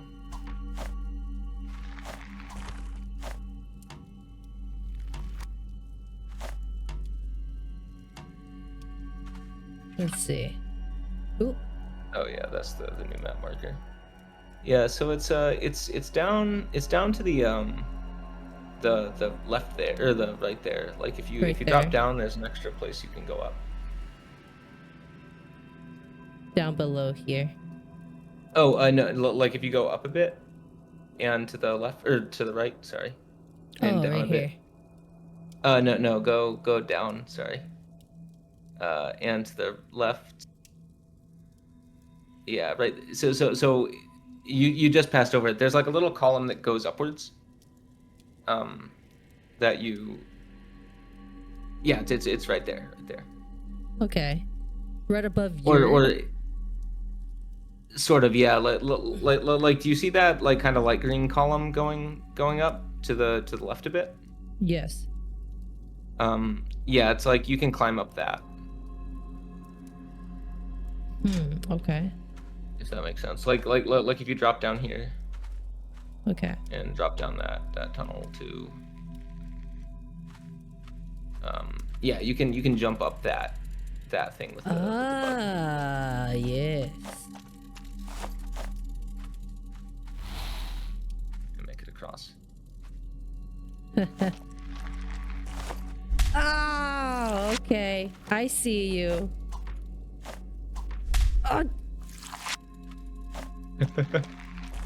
No. Okay. Okay. Okay. Wait. Oh no. Okay, so I gotta jump. Yeah, you can jump again. Yeah, there you go. Heh. No. Come on. There it is. Yeah, that one won't help you yet. But I needed to explode up there. Interesting. There must be ability that allows me to throw that. Ooh. Oh. Oh. Go back. Oops. Hey, what is that up there? That looks like a diamond.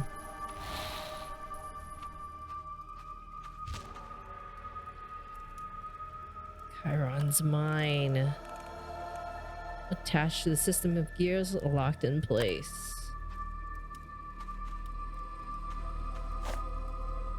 Oh no! System of gears, huh? Oh. desperate. No, I don't know who will read this, but why I write it all? Habit, I suppose. Expedition is dispersed, and I am alone. I may die here. I pray that I fear my gods cannot hear me so far underground. Greetings, worship the deities too. Perhaps I would try now. Oop.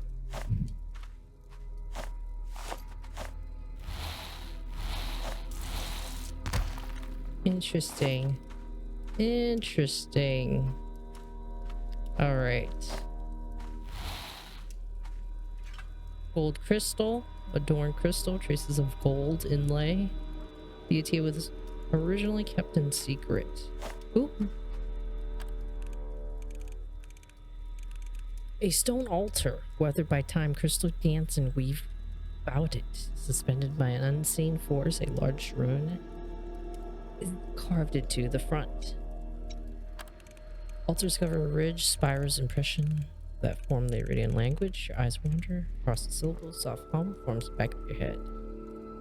Crystal begins to move in time with your heartbeat. Let's do it. It's the unknown rite. As you perform, a familiar voice back of your head. One who is aware of so little cannot help me. Deep in your chest, speaking the gods, secure their assistance. The voice quiets in the buzzing phase, regain your bearings. Step away. Wow. Do these act as kind of like checkpoints as well? Yeah, so eventually, like you can do all your rights here, which let you equip things. Eventually you'll get fast travel, not in the demo, but afterwards, and you'll be able to fast travel between them. Okay. And then this is also like this next area takes a while to get through, so this also might be a good stopping point. transition point, just because Perfect. and this is the last major area in the demo, so you've made it kind of through all the demo parts. Oh, heck yeah. Awesome. Perfect. Now to give you guys, the audience, a chance to play the rest of the demo too. So y'all, make sure to check it out on Steam, wishlist it, check out Auridia, follow the game developer on all the social media, of course, and share the love, show some love. If you have any questions, any feedback, feel free to ask in the chat or also give it on the Steam page as well. If you have anything that you want to share. Yeah, so let's us flip over and get Reed in um and see what Reed can do here and show us up. Awesome. Let me tell y'all a little bit of what we got going on next. This is very, very special. This is basically the behind the scene look from the game developers. Has had some time to prepare some behind the scenes content to show us the production of this amazing game. So it's kind of like the making of, possibly early prototypes, concept art, anything of that sort, exclusive footage. So I'm super excited to share this and have Reed here. Let me turn this on. There we go. Yeah. So right now, we'll have you play some of the game and you're gonna be showing us this mode here. Can you tell us again, just to repeat what this mode is for those that are just coming in? But yeah, so I made this mode, I kind of called it brief mode. I didn't really know what else to call it. Just as a way to kind of show the variety of the game and show all the different abilities in a much shorter time span. So if somebody just wanted to play for 10 or 15 minutes and kind of get a sense of everything. So you can see like a lot of this, basically what I did was just take a bunch of like geometry and existing level design stuff. You can see all of the background here was just taken from the Agora. Snorri here is a lot of, he has a lot less dialogue in this version. Where, he kind of just says, hey, there's an altar at the top of the cavern. Go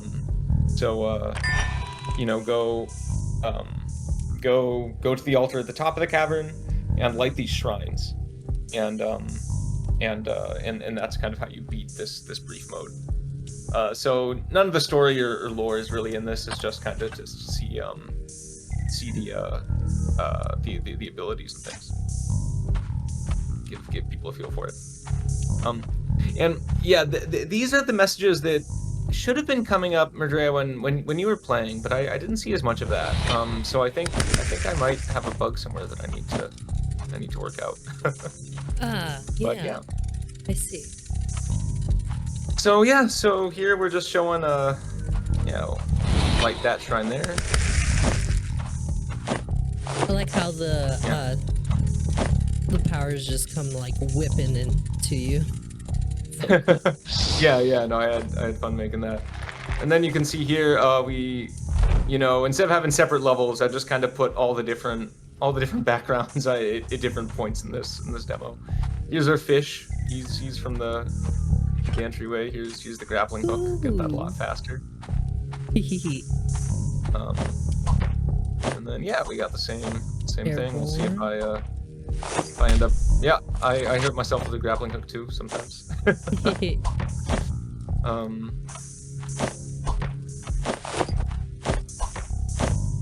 yeah, I'll just go through here and we'll pick up.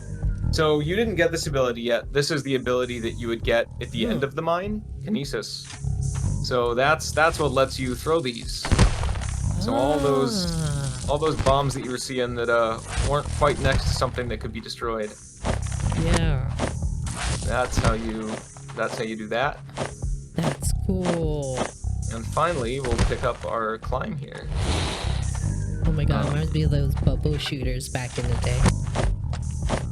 The bubble? Those bubble shooters, like, I used to play them, I think on my phone.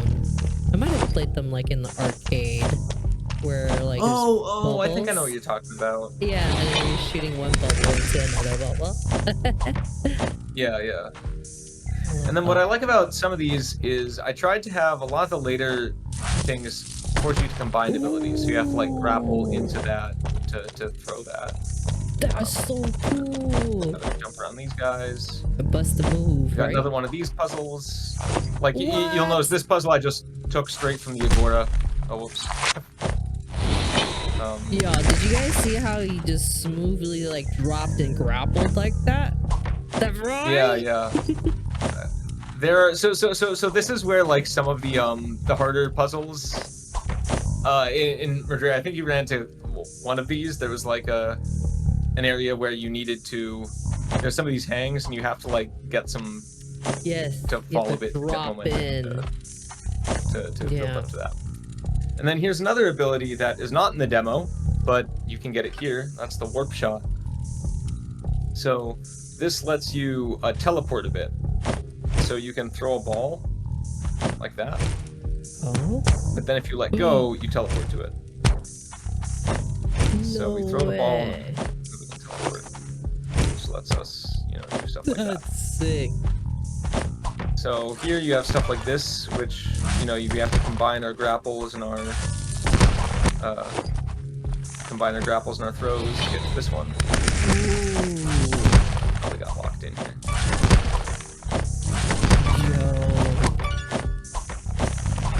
What? There we go.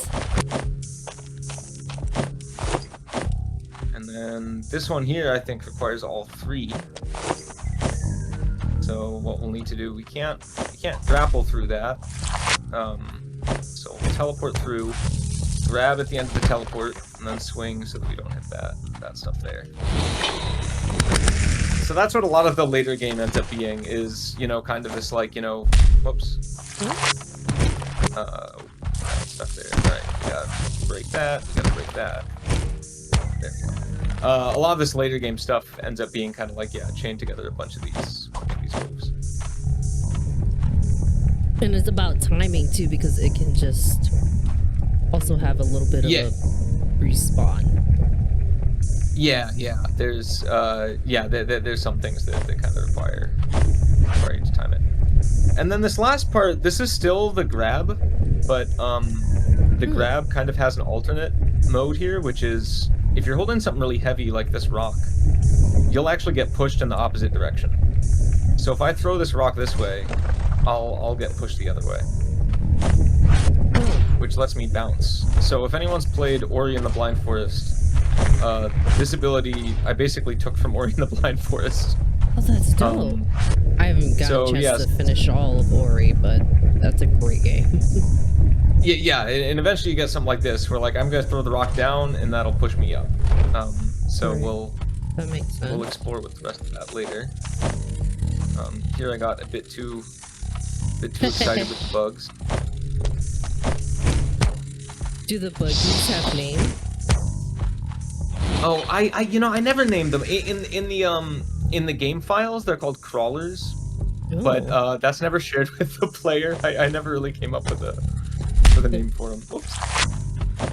Crawlers, nice. There we go. All right. Got through that, and we got 2 more left to get. So now we can jump up all these lava falls. And this one, I think, is this is one I had fun with. You got to jump up here, grapple, teleport. Oh, that's cool. Grapple, teleport. No.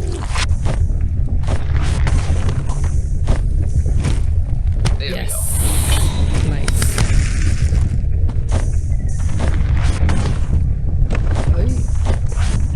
Nice. Jump up between all these guys. Hey. And that is our last. That's our last shrine. So now we get this. And again, I took all this from existing other parts of the game. I just wanted to kind of show it all on this level so that people have a good sense. And then we've seen this before. You know, perform your rights.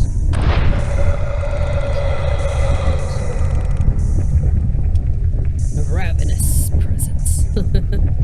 Yeah. And then yeah, and that's all I have for this kind of level. But you know, kind of gives you a kind of a taste of all the different abilities you can get. Well, almost all the different abilities. There are 2 more, but I didn't want to overwhelm people too much. So you can kind of see all the abilities and how you chain them together. And what is the total abilities that we have in the game, and versus I guess what's in the demo? Yeah, so in the demo we have grapple, kinesis, which is that throw I was showing, the warp shot, which lets you teleport, and the climb. And then there are 2 more abilities. Another one you'll get is shield. So the shield will let you. Oh yeah, let me see your monsters.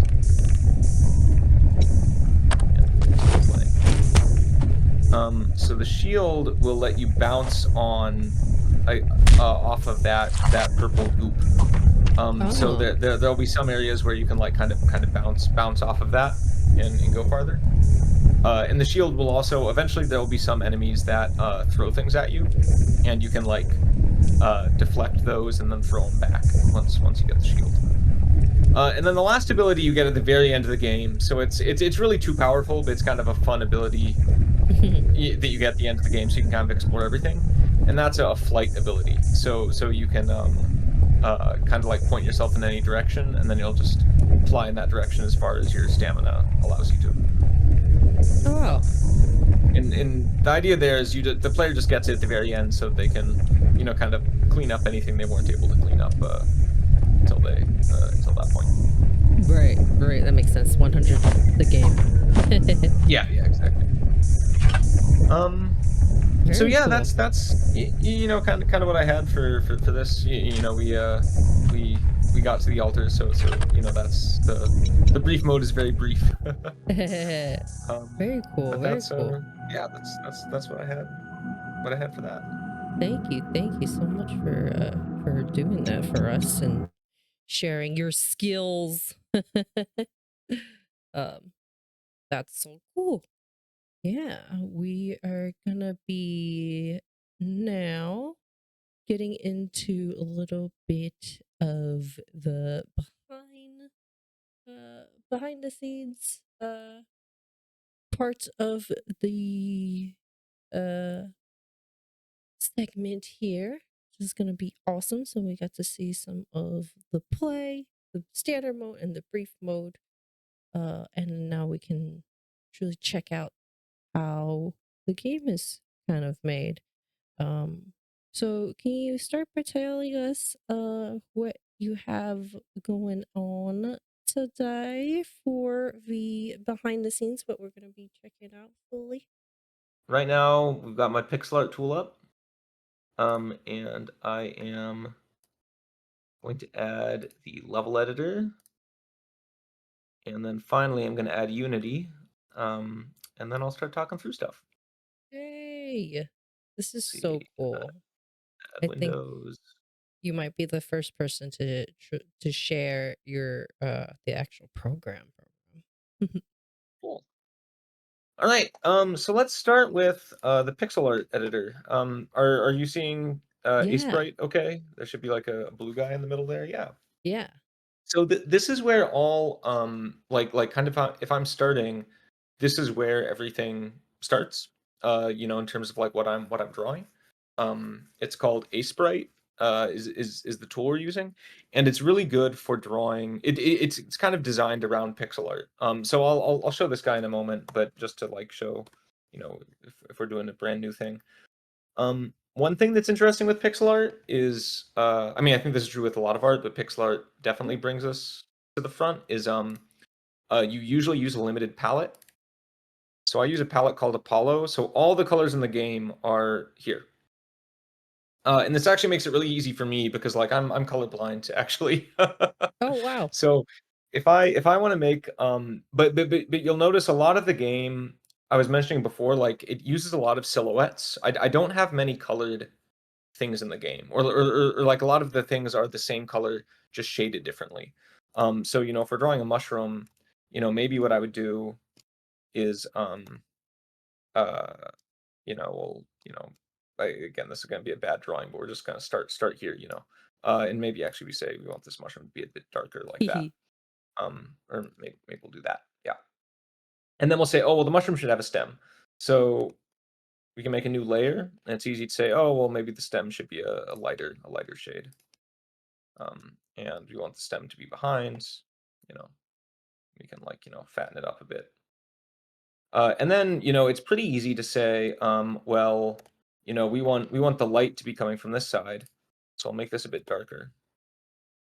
And then you can shade it like that. And, maybe we Hmm. want some spots on this upper mushroom that should be even darker. So, I'm not trying to, whoops, so now you have kind of a basic mushroom, and it doesn't look great, but kind of the point is like it's really easy from here to kind of know how the shades blend together. So I don't have to pick different colors all the time. I can just kind of say, I know that if I want to say this area is going to be a bit lighter, I can just easily pick my shades here.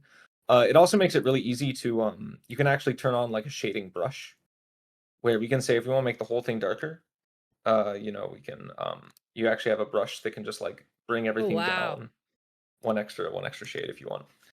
Um so that's kind of the basic, like I think a lot of this, I don't do a ton of graphic stuff, so I don't think any of this is unique to Acebright. I think Photoshop does a lot of this too. But Acebright makes it really easy to work at this like very, low level pixel resolution. And it lets us it's kind of designed for art like this. And then the other thing that's nice about it is, you see all these layers and these animations. So, here's the character's walk cycle. Basically everything I've drawn for the character, you can see here, all the different abilities, here's the character climbing. Here's them just hanging out on the wall. Um, so all of these are different drawings. Um, and if I was starting to uh kind of design a character, usually what I actually do is I have a whole separate set of layers here. So this top set of layers, that what we're seeing right now, is the actual character. This is what you see in the game. But before we get to that, I would actually do this. I have a bunch of placeholder stuff. Uh-huh. That's just these like colored blocks, just so I can kind of get a sense of like, okay, here's the torso, here's the arms, here's where the head is. the player won't look anything like this, but this can kind of give me an idea of uh what the overall shape should be. And this is also sometimes where I use other people's art. So this walk cycle is a good example of like I found somebody else who did a character's walk cycle. Because I wasn't quite sure how to start with a walk cycle. So I had s- I you know I saw somebody else's walk cycle, and then I was able to kind of say, okay, that's the basic shape of someone walking. Now, we'll turn off all these layers down here. All these layers are kind of the prototype ones. And now we'll put on, the version of my actual character.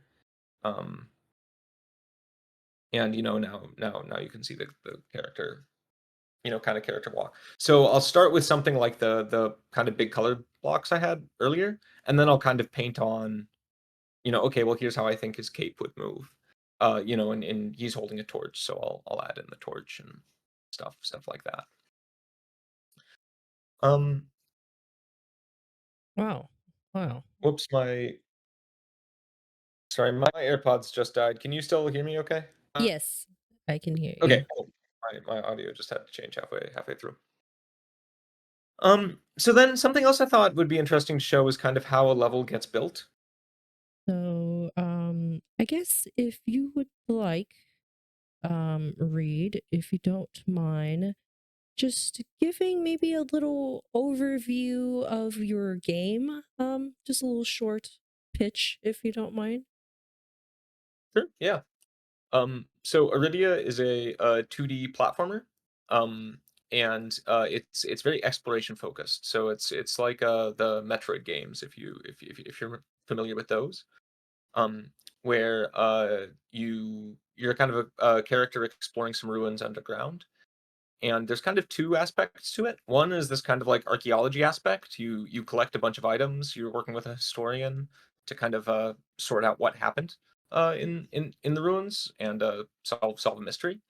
And then the other bit is, kind of it's a movement platformer where you are constantly finding new abilities, abilities like grappling hook or a throw, a bounce, things like that.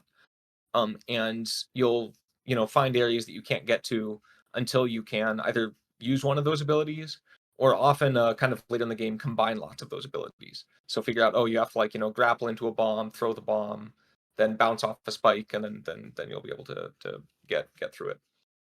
And there's no combat. A lot of these games have combat. I wanted to make this in a year, so no combat. This one's all platforming and kind of fluid movement. The one I like to compare it a lot to is Ori. I mean, Ori is a beautiful game. I don't want to claim it looks that good. But it's a similar vein in that I think Ori is really movement focused. It's really focused on nice smooth movement. And then Celeste is another game that I took a lot of inspiration from in Right, terms of right. trying to make these puzzles kind of similar. Yes. Yes. I mean, Ori is yeah, it's a good comparison. That's what I think of when I first initially had like definitely caught my interest when I first saw your game. So definitely I would be able to compare that to Ori for sure too. I could see Celeste for sure. I haven't played Celeste, but I've seen some streamers play a little bit of Celeste. So that is also a nice beautiful game too. Yeah, yeah. Stud Muffin said, I'll definitely check out the demo. Yes, please do. Barb says, added to my wish list already after watching a little of the gameplay. Yes, definitely seems up their alley. It looks very pretty. Yes, or is gorgeous. This game is also so pretty too.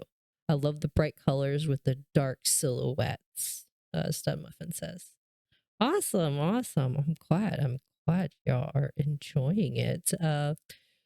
Feel free to share. You're about to share Unity, right? So Unity is Yeah. the tell us a little bit about Unity for those that don't know.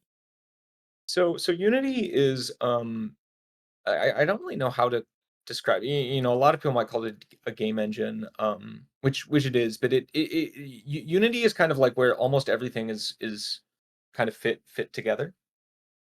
So when I'm making the game, I have music, I have lots of art assets. There's a lot of code, a lot of programming behind it. And Unity is kind of where we string all of these things together. So this is where, you can see for those who were watching Madrea play earlier, we were going through this kind of like mushroom zone. We spent a lot of time in there. And in Unity, you can actually see, okay, here is the mushroom zone. Here's my player. I can move it around. Um, and then I can actually play the game down here too. And then in terms of like configuring things, a lot of stuff is done in code, but then a lot of stuff is configurable in Unity. So this is way more than you probably want to know.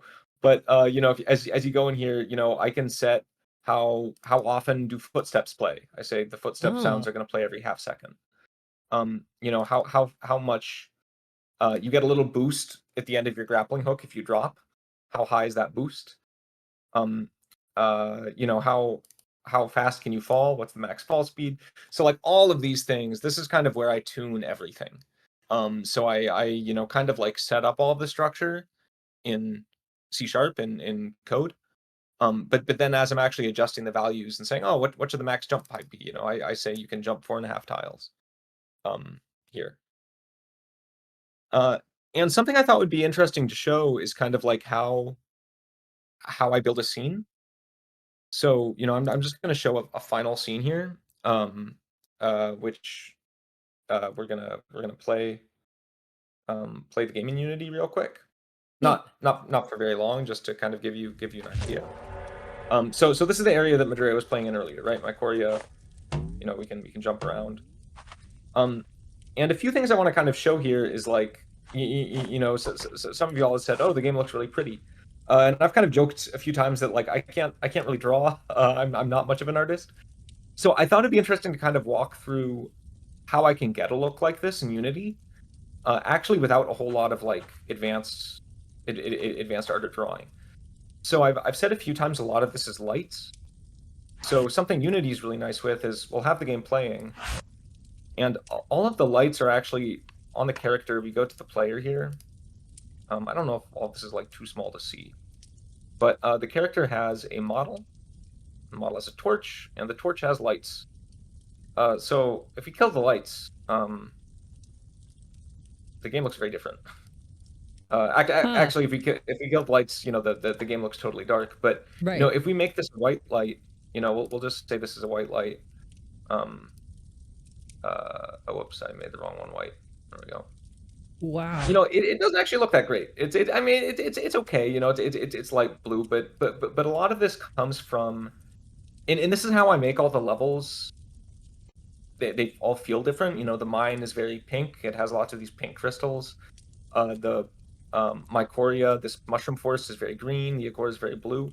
All of that is just done with these lights. So I have, and a trick I learned was gradients work really well, right? People like Mm. gradients. Hmm. So the Hmm. trick for this is I have a mid light that is Right. kind of in the middle here that I usually set to kind of a bright green in this world.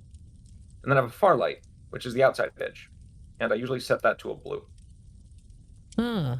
So by just having just two lights, and I don't have the values exactly right, so this doesn't look quite as good.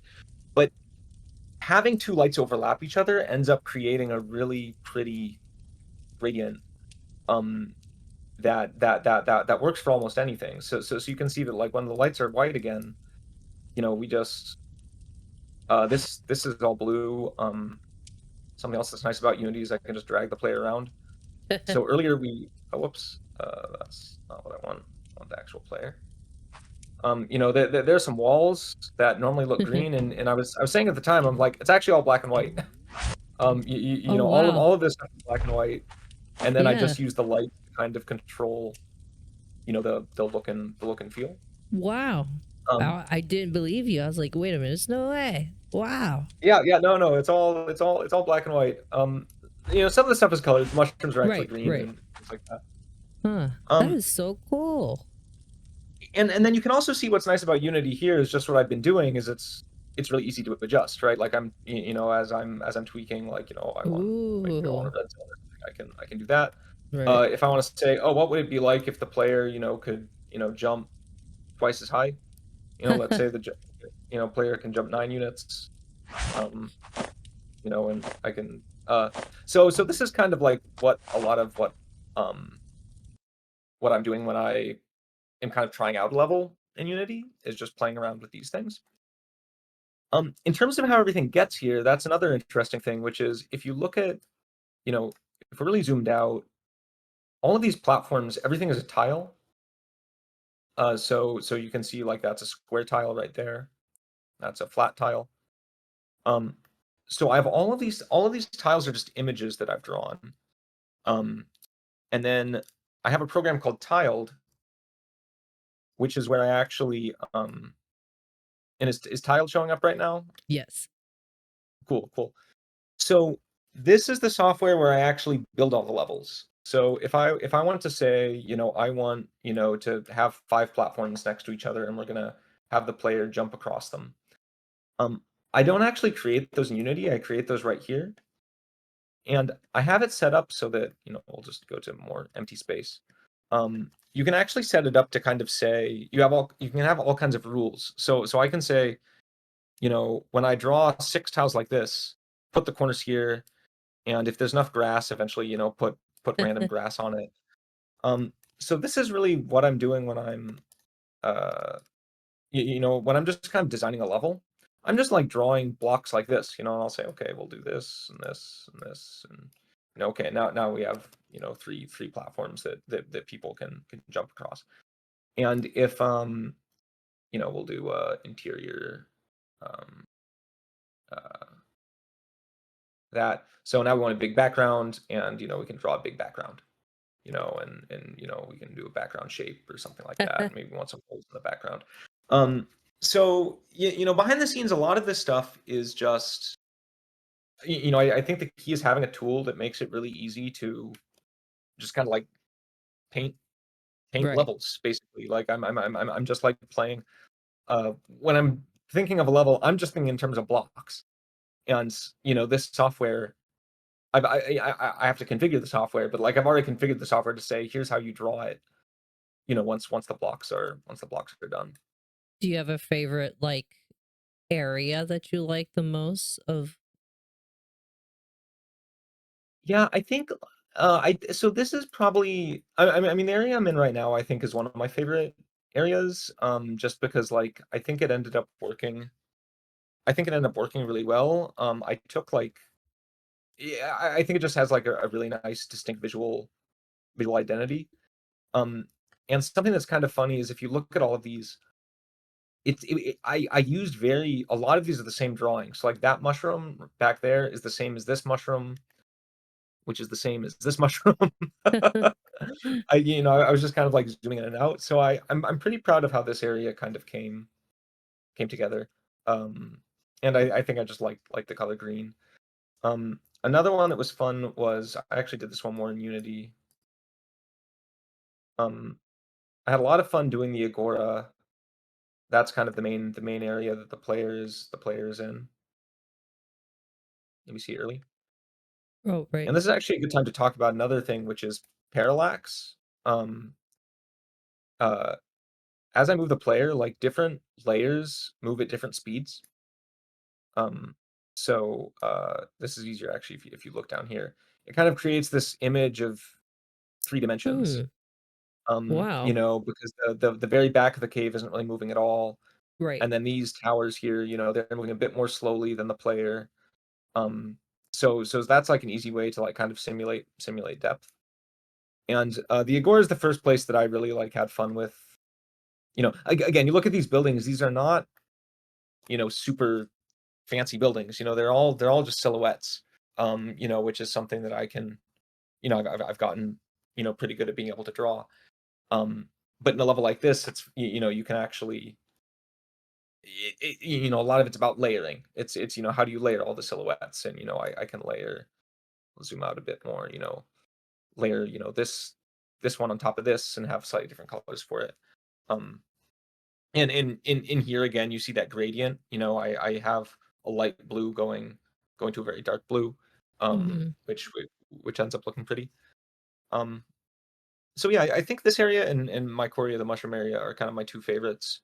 probably just because they were some of the first two I worked on, and I kind of like learned all these techniques, you know, and had a lot of fun with them.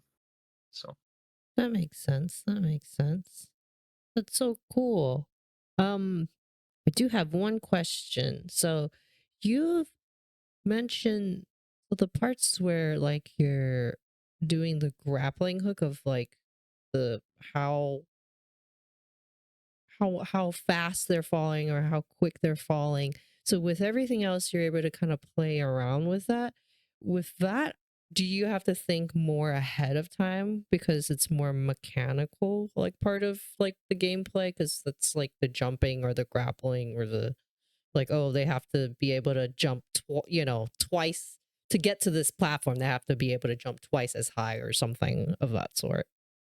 yeah, yeah. So I kind of do everything in two phases. Like first, I will have a phase where I'm working out the numbers. So when I'm working out the numbers, usually what I'll do, actually, I'll have like I have a dummy platform object somewhere in here. Um, it's just a big white square. There it is. Put that in, make that 10 tall. You know, I did this for wall jumping a while ago. You know, and I'll just like put in two, and I'll just play it and be like, okay, well, you know, how does this, how does this feel? You know, does this feel whoops, I don't know what happened. Uh, Sometimes weird stuff happens when you're just playing around in the editor. There we go. Um, so I'll just be able to like say like, okay, these, you know, do I want this to be this far apart? You know, do I want to be able to like wall jump? Um, Oops. You know, maybe I want to be able to uh wall jump with them a bit farther apart. So maybe I'll do that. No, that. No, okay, that's what I want. Um, and you know, I'll tweak these you know things in here to say, okay, here's the jump speed and all that. So I'll probably spend an hour, you know, or more just playing around with this in terms of like, okay, how strong should that jump kick be? You know, should it go farther? Should it go slower? Or you know, for the grapple, it was the same thing. It was like, you know, what feels good about how far should the grappling hook take you? Right. Or something like, you know, how much momentum should be at the end of the grappling hook? How far does it carry you? And I can Right. change all that here. Once I do that, I write it all down. And then that becomes kind of like, you know, once I'm in the level editor here, everything's in terms of tiles. So here we can see, you know, jump height is a good one. It's 4.5. Uh, and I know that the character is 2 tiles high. So I know that if, you know, he can't quite jump 5, which is important. So if I want to make something that you can jump onto, it's 4. If I want to make something that you can jump onto and ledge climb, like grab the ledge, it's 5. And if I want to make something that Mm, you can't jump over, it's 6. And I just like know those numbers. It's got like it. 4 is an easy jump, 5 is a grab, and 6 is it's out of your way. And 3 is an easy jump. There are a lot of places where it's like, oh, you can jump, but I want it to be really easy to make that jump, and it's 3. Um, and then I know that you can travel 6 tiles. So if I make a gap more than 6 tiles, I need a grappling point. Ah. I know that you can grapple about 12. Grapple is a lot harder because it's very it's very high skill. So, you know, technically there are things that you can do with a grappling hook and one grapple that a beginner player can only do in 2 or 3 grapples. So it's kind of hard to design a level that is both impossible for a really good player, but also possible for a really easy for a not very good player. Like if you're building something for the not very good player, then uh you have to kind of assume that the good player will be able to just, you know, really break it and mess with it. Um and that's just something I kind of like I'm just kind of okay with. I uh um you know, just kind of like figure that and that's where it gets to some items. Like I make sure that everything in the main game, um, you know, grapple points are always 10 tiles apart because I want almost anyone to be able to do it. But then with some of the hidden items, you know, like there's an item over here where you have to like do a grapple by jumping down here and swing under it. And it's optional. So I can make it kind of as hard as I want. So that's where I kind of put all the hard stuff. I always test it afterwards because even if you're doing all the counting, sometimes something's weird. So anytime I do anything in here, I always open up Unity afterwards and like, I make sure I can do it myself because Right. sometimes it doesn't work. Right, right. That makes sense. That makes sense. Okay. Okay. So that definitely has to be figured out first before you can really like do like any of the visual drawings of things. Uh that's an Yeah, yeah. mm, Basically, all that, and the other thing is all these tiles, everything is built in a square. So if I wanted to change the visuals of these, I can make any change I want as long as it fits in the square. And that kind of helps separate the like game physics part from the art, um, where because the game physics just operates on tiles on squares. right, right. That makes sense. That makes sense. Cool, cool. Thank you so Is there anything else that'd much. be interesting to see? This is kind of like the what I had planned to kind of show. Yeah, yeah, no, thank you. Thank you very much for sharing that. I guess here's a question you don't have to show us, but maybe you can share or not. But is there any like hidden like Easter eggs or surprises that the players possibly should look out for?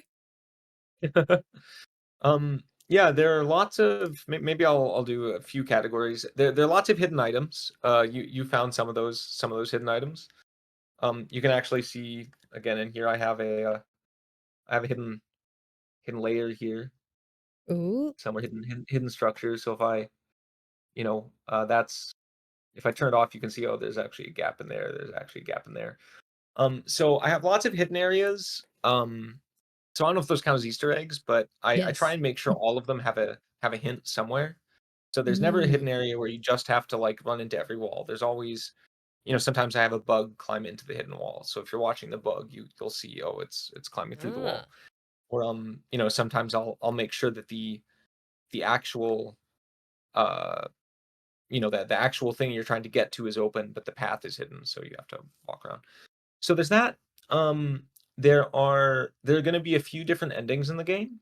There's one that you get by just playing the game normally, but if you're kind of like trying to get all the items, you'll have a few different endings that you can unlock that kind of affect how uh kind of what happens to Auridia at the end of the game. Oh, And then okay. finally, I'm not gonna share where this is, but I do have I'm adding a location for kind of a like contributors and supporters where I'm gonna have kind of like a credits kind of like an Easter egg credit section to thank some folks who've kind of helped support like this channel and doing this interview. Oh, So that'll also be a hidden area that that'd be cool. that So cool. I'll add. Love that. Very classic of you. Hidden names. I love that. Love that. Heck yes. Well, thank you. Thank you for sharing that. And if y'all have any questions in the chat, feel free. I encourage y'all to give feedback and if you have any thoughts or anything like that, yeah, feel free to share. We're here. It's not every day that y'all get an awesome, talented game developer like Reed to be part of stream. So yeah. So again, so the next segment we got going on tonight is that we're gonna be doing some trivia.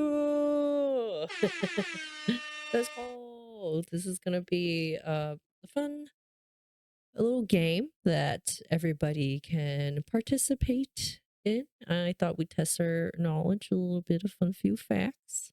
Here's how it works.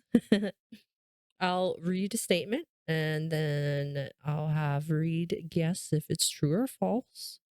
And we'll discuss why. And I'll give you guys some time in the chat to also vote, and I'll create a poll for y'all, and you guys can all guess, and we'll all learn something new together. All right. So no Googling. Take your best guess, okay? And let me pop this open here and put it in the chat first. And you guys can guess, and I will read it out loud. So give me a second to put the poll in here. All right, here we go. Okay. Here is the very first one. I can't fit this all in here in the chat, but I will read it out to y'all. Okay, you guys have 1 minute to vote. All right, true or false? Read. Archaeologists found a network of musical tunnels beneath Athens where wind would hum ancient melodies throughout carved flutes. So basically, the trivia is going to be, a little bit a topic of our game. We'll talk about a little bit of ruins and, a little bit of Metroidvania. What do you think? Do you think that there are musical tunnels underneath Athens that have carved flutes? When the wind blows, it hums ancient melodies? True or false?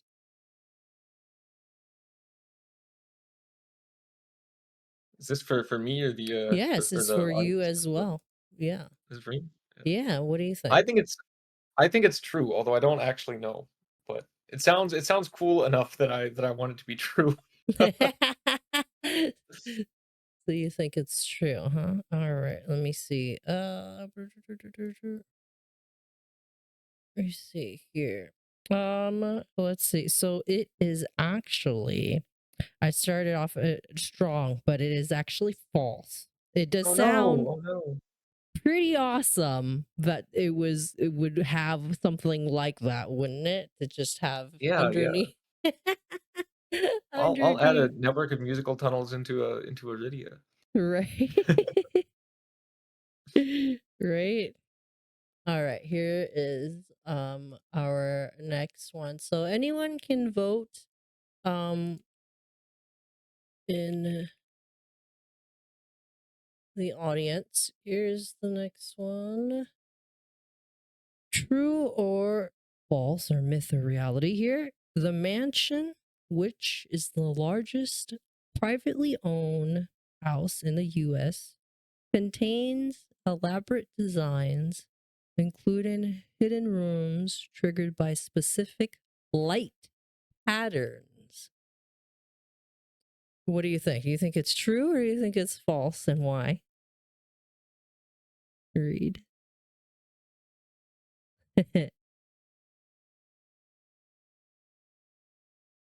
Do you think that's possible? I'm trying to. Uh, There's a I mean, yeah. I guess I mansion. don't know what the largest mansion is. I assume the biggest mansion in the U.S. definitely has hidden passages and all of that. I'm trying to think if like light patterns are too advanced to To the yeah, yeah, like is this too fancy? The mansion was the largest privately owned.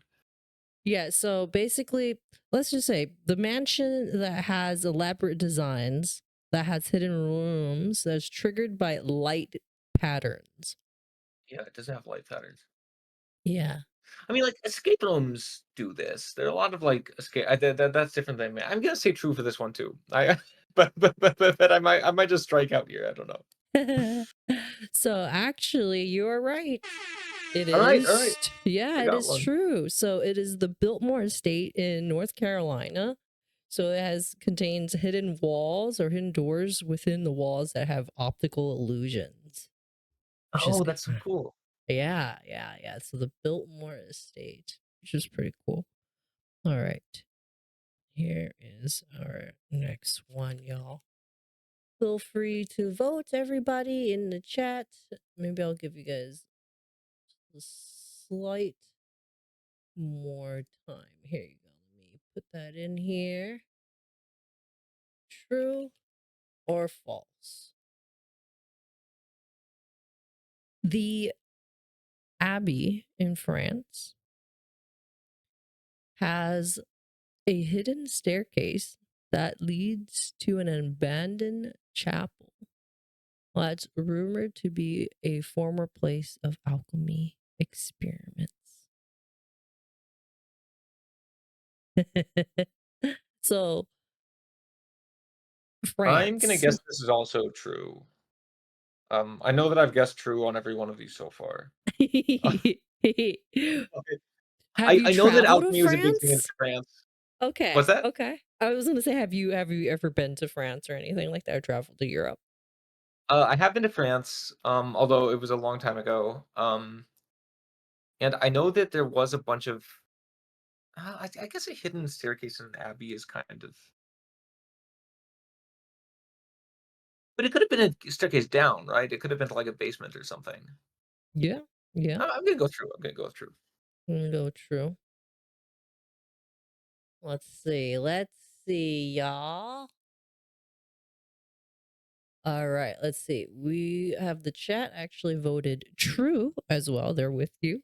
Let's see. They Let's have like see. catacombs and stuff that were all hidden, Catacombs, right? No, you're right. The but catacombs. That's crazy. I've read about I the don't know if that catacombs. extends to this one. So what's the answer?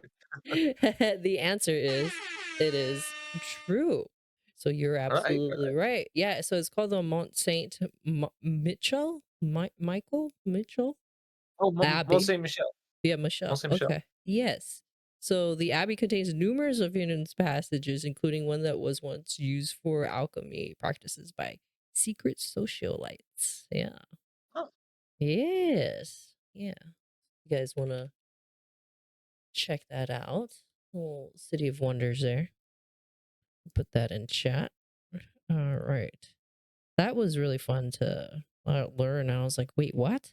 There's a, so it's like I think it's like you go there, it's like some hidden staircase somewhere, and then there's a chapel, and underneath it, that's where I guess that's where they did things. Oh, neat. Magic. All right. How are you familiar with the Abbey or with the Mont Saint Michel? I know it because it's on. I think it's pretty famous because it's on uh not a tide flat, but like the tide comes in and out and it gets like surrounded by water. I think. Oh, So I've just like read about it and seen pictures. I did not know about the hidden staircase though. no. I've just seen kind of cool pictures of it.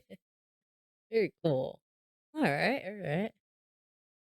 The way that you're describing, it just reminds me of like old school puzzles that have like the water surrounding like this old chapel or something like that. You should take a look. It's really cool. It's like Yeah. it's this island that I think it's related to tides. I think it's like every day as the tide comes in and out, you can either Ah, it's either you can get to the island or maybe it just like there's always a bridge there, but it gets bigger or smaller. It's something like that. okay.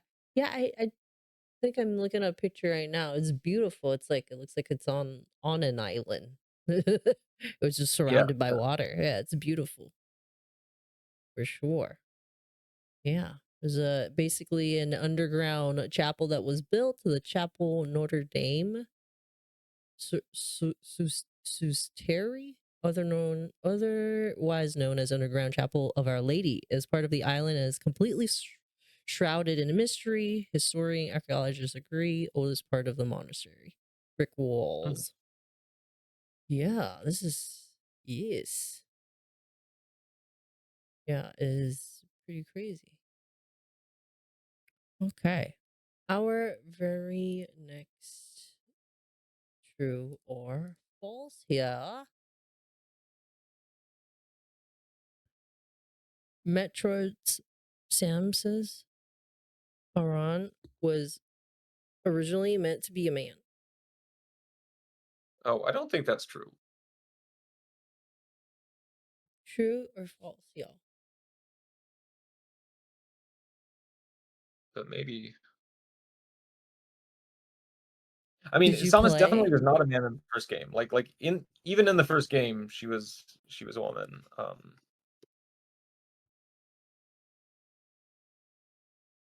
What do you think, chat? Was originally meant to be a man. You guys, what do you think? True or false? Am I? I mean, Is it? so I think in the first game the intro does say he, but I think that's supposed to fool the player. I don't think that's supposed to be because I remember the first story is like he did this and he did that. But I thought that was just to fool the player so that it's surprising at the end when it's a woman. So the chat agrees with you. We have Does four. does There's reality agree? 4 votes of false, and you also says it's false. So I hate to break it to you. Oh, is it true? Is it true? Yeah, so apparently about halfway through the first Metroid's game development, the game designers stopped and realized that it would have been really cool if inside the power suit of Samsus was actually a girl. So everyone was Oh, instantly on board with that idea, and the character design was then slightly adjusted to reflect her femininity without going over the top. So it was originally meant to be a man, and they halfway what? into Okay. making it.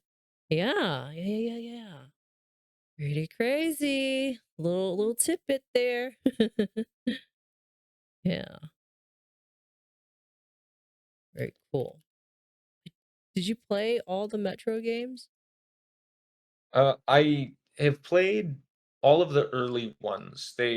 Like I've played everything through like Metroid Prime in like 2002 or whatever. At some point they started making a bunch of spin-offs. Like there's Metroid Other M, and there's one for the Mm, DS. There are a bunch of like I haven't kept up with all of them, but I've played all the ones up through like 2002. gotcha, for sure. All right, here's the next question. Myth or reality? Ancient underground ruins in Egypt were found to contain a perpetual flame powered by a hidden geothermal vents. What do you think? I don't think that one's true. Some of these do exist, but I don't think there's one in Egypt. You know, think that wait, There's so wait, where there's a place that there's a perpetual flame somewhere there are besides well, I mean, Egypt? perpetual is a strong word, but there's like there are mines in India and in I think Kazakhstan, maybe somewhere in Central Asia. I think Kazakhstan. Um, where they're just these like methane leaks that have gone on for you know 100 years or something. And at some point, they mine there, and the methane gets out. And at some point, it catches fire, and there's just like a giant methane pit somewhere under the earth. So it just like Wow. it's gone for like it's gone for hundreds of years. Um, but I've never. The only reason I feel kind of confident in this is I have one of those in Auridia, and I was looking at places that this happened, and I didn't see Egypt come up. But maybe I Okay. just missed that one. Okay. I don't know. Okay. I'm gonna say false. Okay. All right. So game dev says false. Actually, so we have a little bit of a split in the chat. We have two people said false, and then we had a person vote for true. So actually, game dev, you are correct, dude. So Right, it right. is false. So there is no perpetual flame powered by some hidden geothermal vent somewhere in Egypt, at least. I didn't know about the ones in the other like that makes sense, right? Like just Yeah, if yeah. there's a So leak. they're not Yeah. like sealed underground. They're like connected to open air, but they're like mine shafts and things that there's also one in New Zealand now that I think about it. I think Ah, okay. just Very like cool. shafts that sometimes they do it for safety. It's like there's this gas vent and we can't close it, so we're just gonna set it on fire so that the gas doesn't like at least people know it's there. Right. And it yeah. Huh. Okay. Okay. All right. Here is the next one. All right. Myth or reality? A hidden chamber under the temple of Zeus of in Olympia allegedly held a giant gold statue of Hercules that could rotate to predict the weather. That's so cool. I thought this was true until you said it could rotate to predict the weather, and I'm wondering how a statue under the temple rotates. Um, I'm gonna say false because I don't understand the rotation bit. I mean, if what if like it's human rotated, right? Like it's a hidden chamber, but like human power Yeah, that's rotation, predict the weather. Yeah, I like that's true. Well, yeah, I was totally with you until I heard the weather. Like I was like, oh yeah, hidden chamber under the Temple of Zeus. That tracks. But all right, all right. I thought I could fool you on this one and also chat. You guys are right. Yes. Couldn't fool y'all. That is false. There's no such chamber that can predict the weather. Sorry. All right, here we go. Okay, so the next one here. The Parthenon. Is that how you say it? The Parthenon? yep. Parthenon? Yep. In Athens. Yo, I want to go to Greece one day. That would be so cool. Parthenon in Athens was originally painted in bright, shiny colors. Bright colors. I'm pretty sure that's true. Pretty sure that's true. That was definitely true of the pyramids. It's all Um, beautifully like white and marble. Were marble different colors? Or you're saying well, like it was. so What do a you lot know? of Greek ruins, right now we just see the columns, Right, but right. they actually had but they actually had walls. The walls just weren't made of stone, so they fell Oh, down. okay. But like they had like wood walls or they had other stuff that was painted. I don't know if the Parthenon might have been all marble. I'm gonna say it's true because I know it's true for a lot of Greek ruins, but I don't know if that's true for the Parthenon. Okay. I'm Okay, guessing let's true see. though. Okay. Okay, let's see what chat says. So we got 75% of the chat said it's true, and we got 25 that says is false. So y'all, the game developer is correct. Reed, you are right. It is true. So the ancient Greek temples, including the Parthenons, were often tons of bright, vibrant colors, though the paint was worn away over time. The blue, whites, and purples. Says the blue was the first created by the Egyptians and was the main color used by the ancient Greeks and Romans. And then purple tint made accordingly to unknown recipe, probably for like some sort of shellfish, they're thinking, where the purple might have came from the Mediterranean. And then two types of white, so maybe one that is from a mineral, a gumsum, Oh, gypsum. gymsum, yeah, and a bone, so some sort of bone, like they use some sort of bone Interesting. They had ash. two white paints in addition to the stone, which is also white. True, you're Um, right. Yeah, yeah, that's interesting. Yeah. And just so if the chat wants to read a little bit more about the colors, I put a little link in the chat. You're more than welcome to read a little bit more about that. I want y'all to get your learning and your knowledge in here. Okay, we got two more. All right, here are this one here. True or false? And anybody in the chat can vote for this.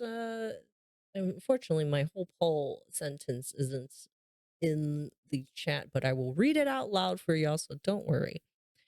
True or false? Machu Picchu was discovered in 1911 by a guy that was searching for the lost city of of uh Vicabamba. Basically, there's a guy possibly discovering Machu Picchu looking for something else. That's how it was discovered. True or false, y'all? I I think I don't know if it's a trick with the year, it might be wrong, but that's definitely correct. There was someone in the 1900s that found it trying to find, like, some old Incan city. I know that's true. Have you Maybe it ever wasn't that. been or ever wanted to go? No, no, I really wanna go. I really wanna go, but I've never been. Mm, all right, let's see what the chat says. The chat says that it is true, and you also believe that it is true, and you guys are right. No trickery there. In 1911, Haram Bingham was searching for Vicabamba when he was led to Machu Picchu by the local farmers. And the city that he was looking for was called the Lost City of the Incas. So it was a different ruin, a different place, but he found, of course, Machu Picchu. But also another incredible uh, lost city there on its own. But yeah, very, very cool. And that's something else, right? I think that's how a lot of places sometimes get found, whereas like you're looking for something and something Yeah, looking else for one comes up. thing. Right? I guess that's true of, the Americas, at least for the Europeans. Right, right. Yeah. Yeah. True. And also when I try to look for my glasses and I end up finding something else that I was looking for a long time ago and couldn't find. All right, here's the next one. The very, very last one. Okay, last but not least. There's an underground tunnel that could stretch over 150 miles across in passages.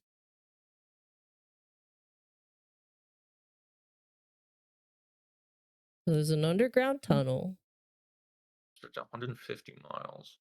150 mile plus, 150 plus miles, more or less, underground. What do you guys think? You guys know any ruins that is, or tunnels, or underground anything that stretches 150 miles? That is long. That is Yeah, crazy. I think the biggest cave is Mammoth in Kentucky, and it's definitely not. I mean, it could be like your intestines, where it's like the whole thing isn't 150 miles, but like it curves in on itself, and that goes 150 miles. I'm gonna say false, but All right, all right. Let's see yeah, I'm what gonna the say chat false. thinks. So the chat says See, I think those. 67% Maybe says true. 67.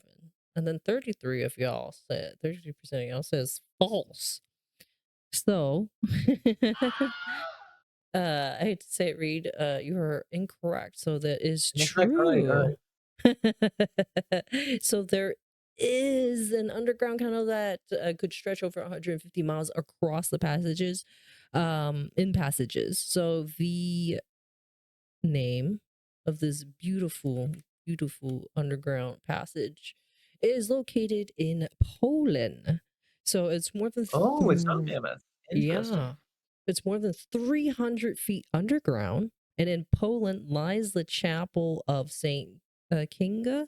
is the largest underground church in the world, and it's completely made of salt.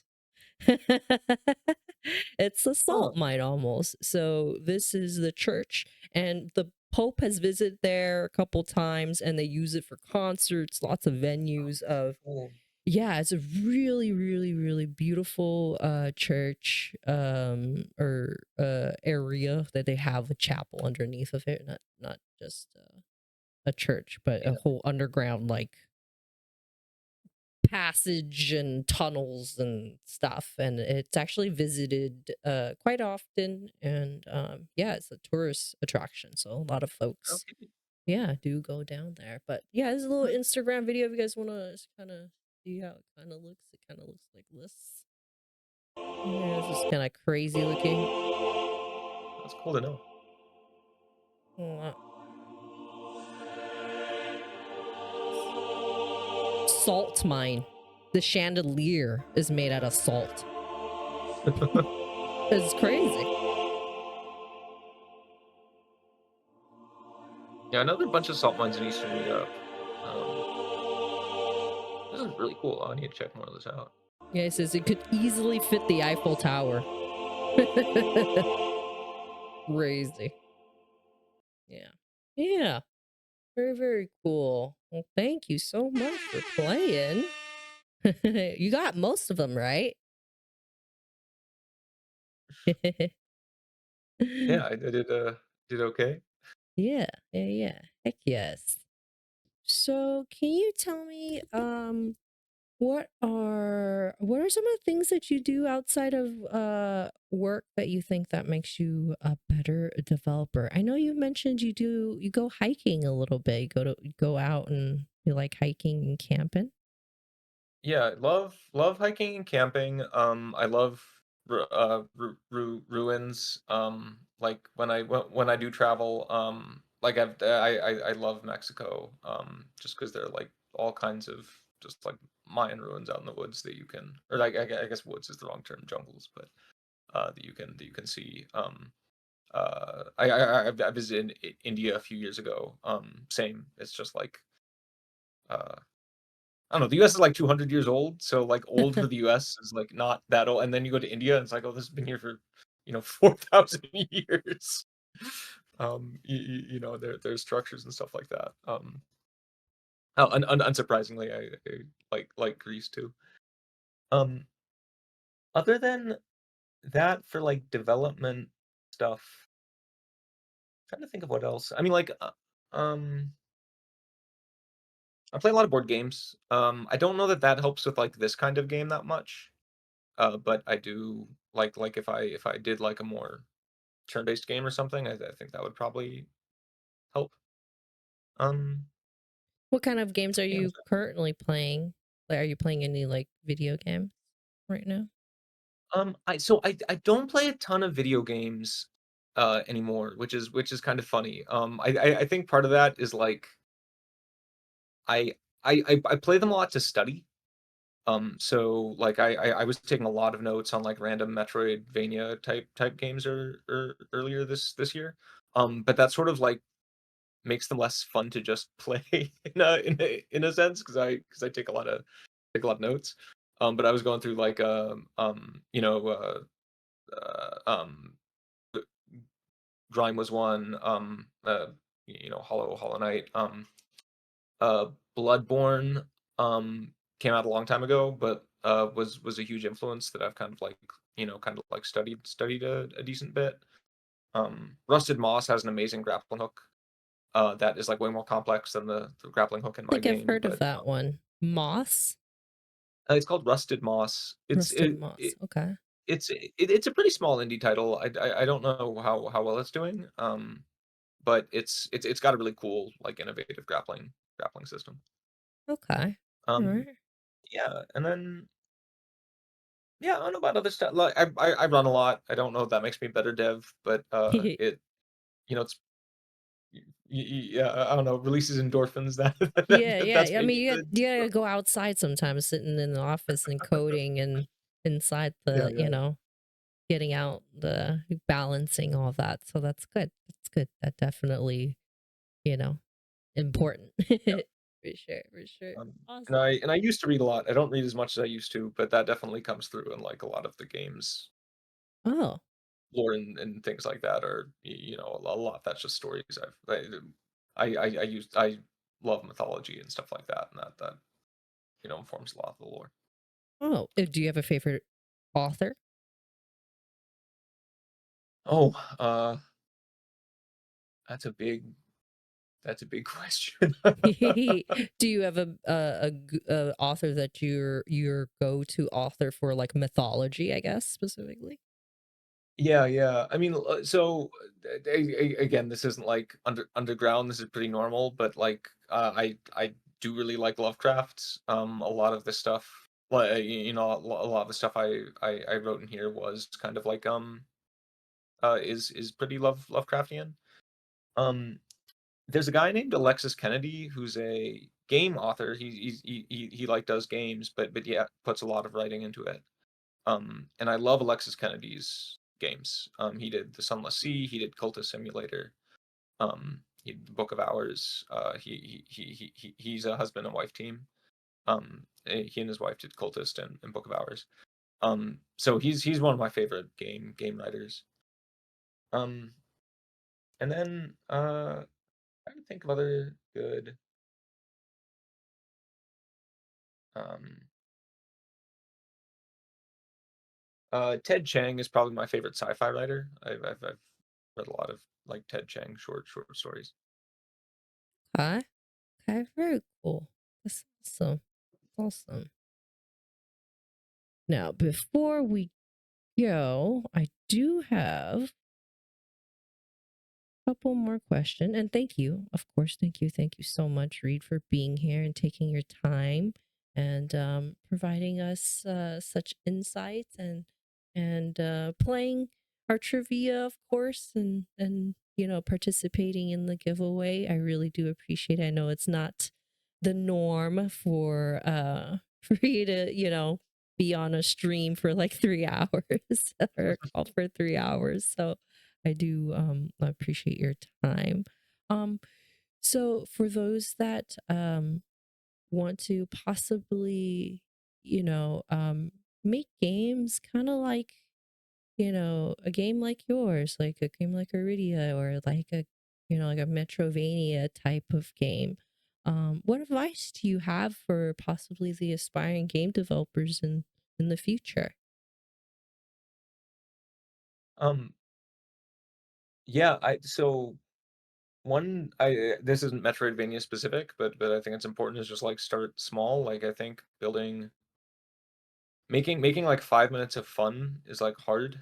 And I would start with the 5 minutes of fun and find friends, you know, to play. You know, well, one of the changes I made that I think has proven to be a really important change is the grappling hook used to be like I don't know, 20 minutes into the game or something. It's where climb is now in my game, and like one of the things I realized watching early playtesters is the game was not fun until people got the grappling hook. Like the grappling hook was fun, and until people got the grappling hook, it was like fine. You're like walking and jumping, but like lots of games, it was not fun by the standards of modern games. The grappling hook is something that people have fun with. So I put that at the very beginning.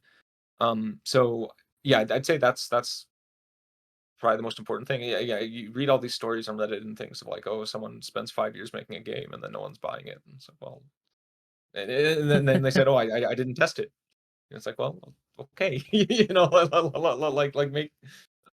That's also I think game jam. Another piece of advice I guess would just be do game jams. Like game jams will teach you way more about making a game than you know. Even if you want to make your dream game, you know, I want to make my dream game, but like the game jams will teach you how to ship.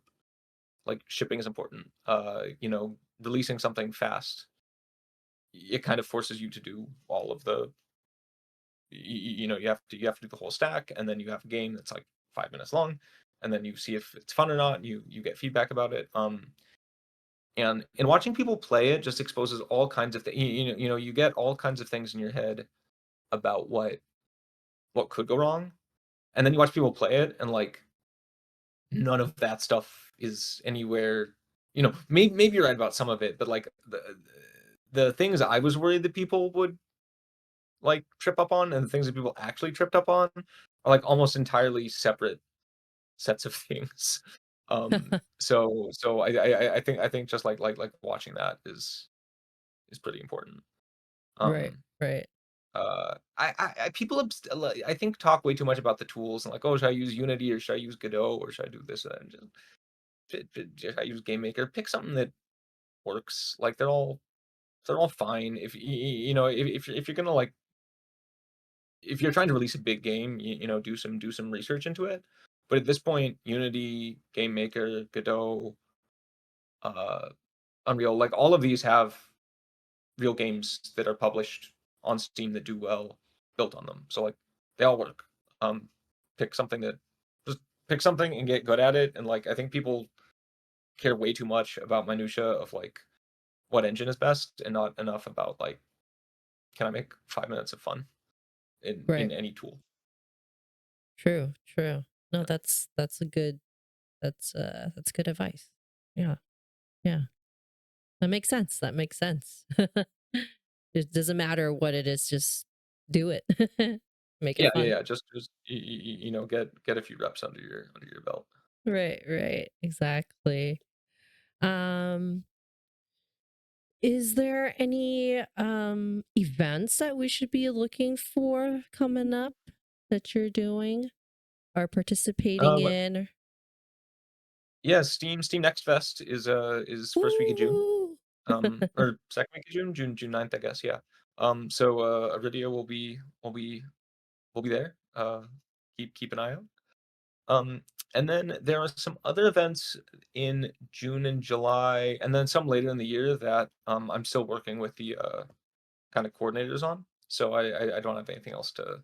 Next Fest is the only one that's kind of we got the date and is confirmed.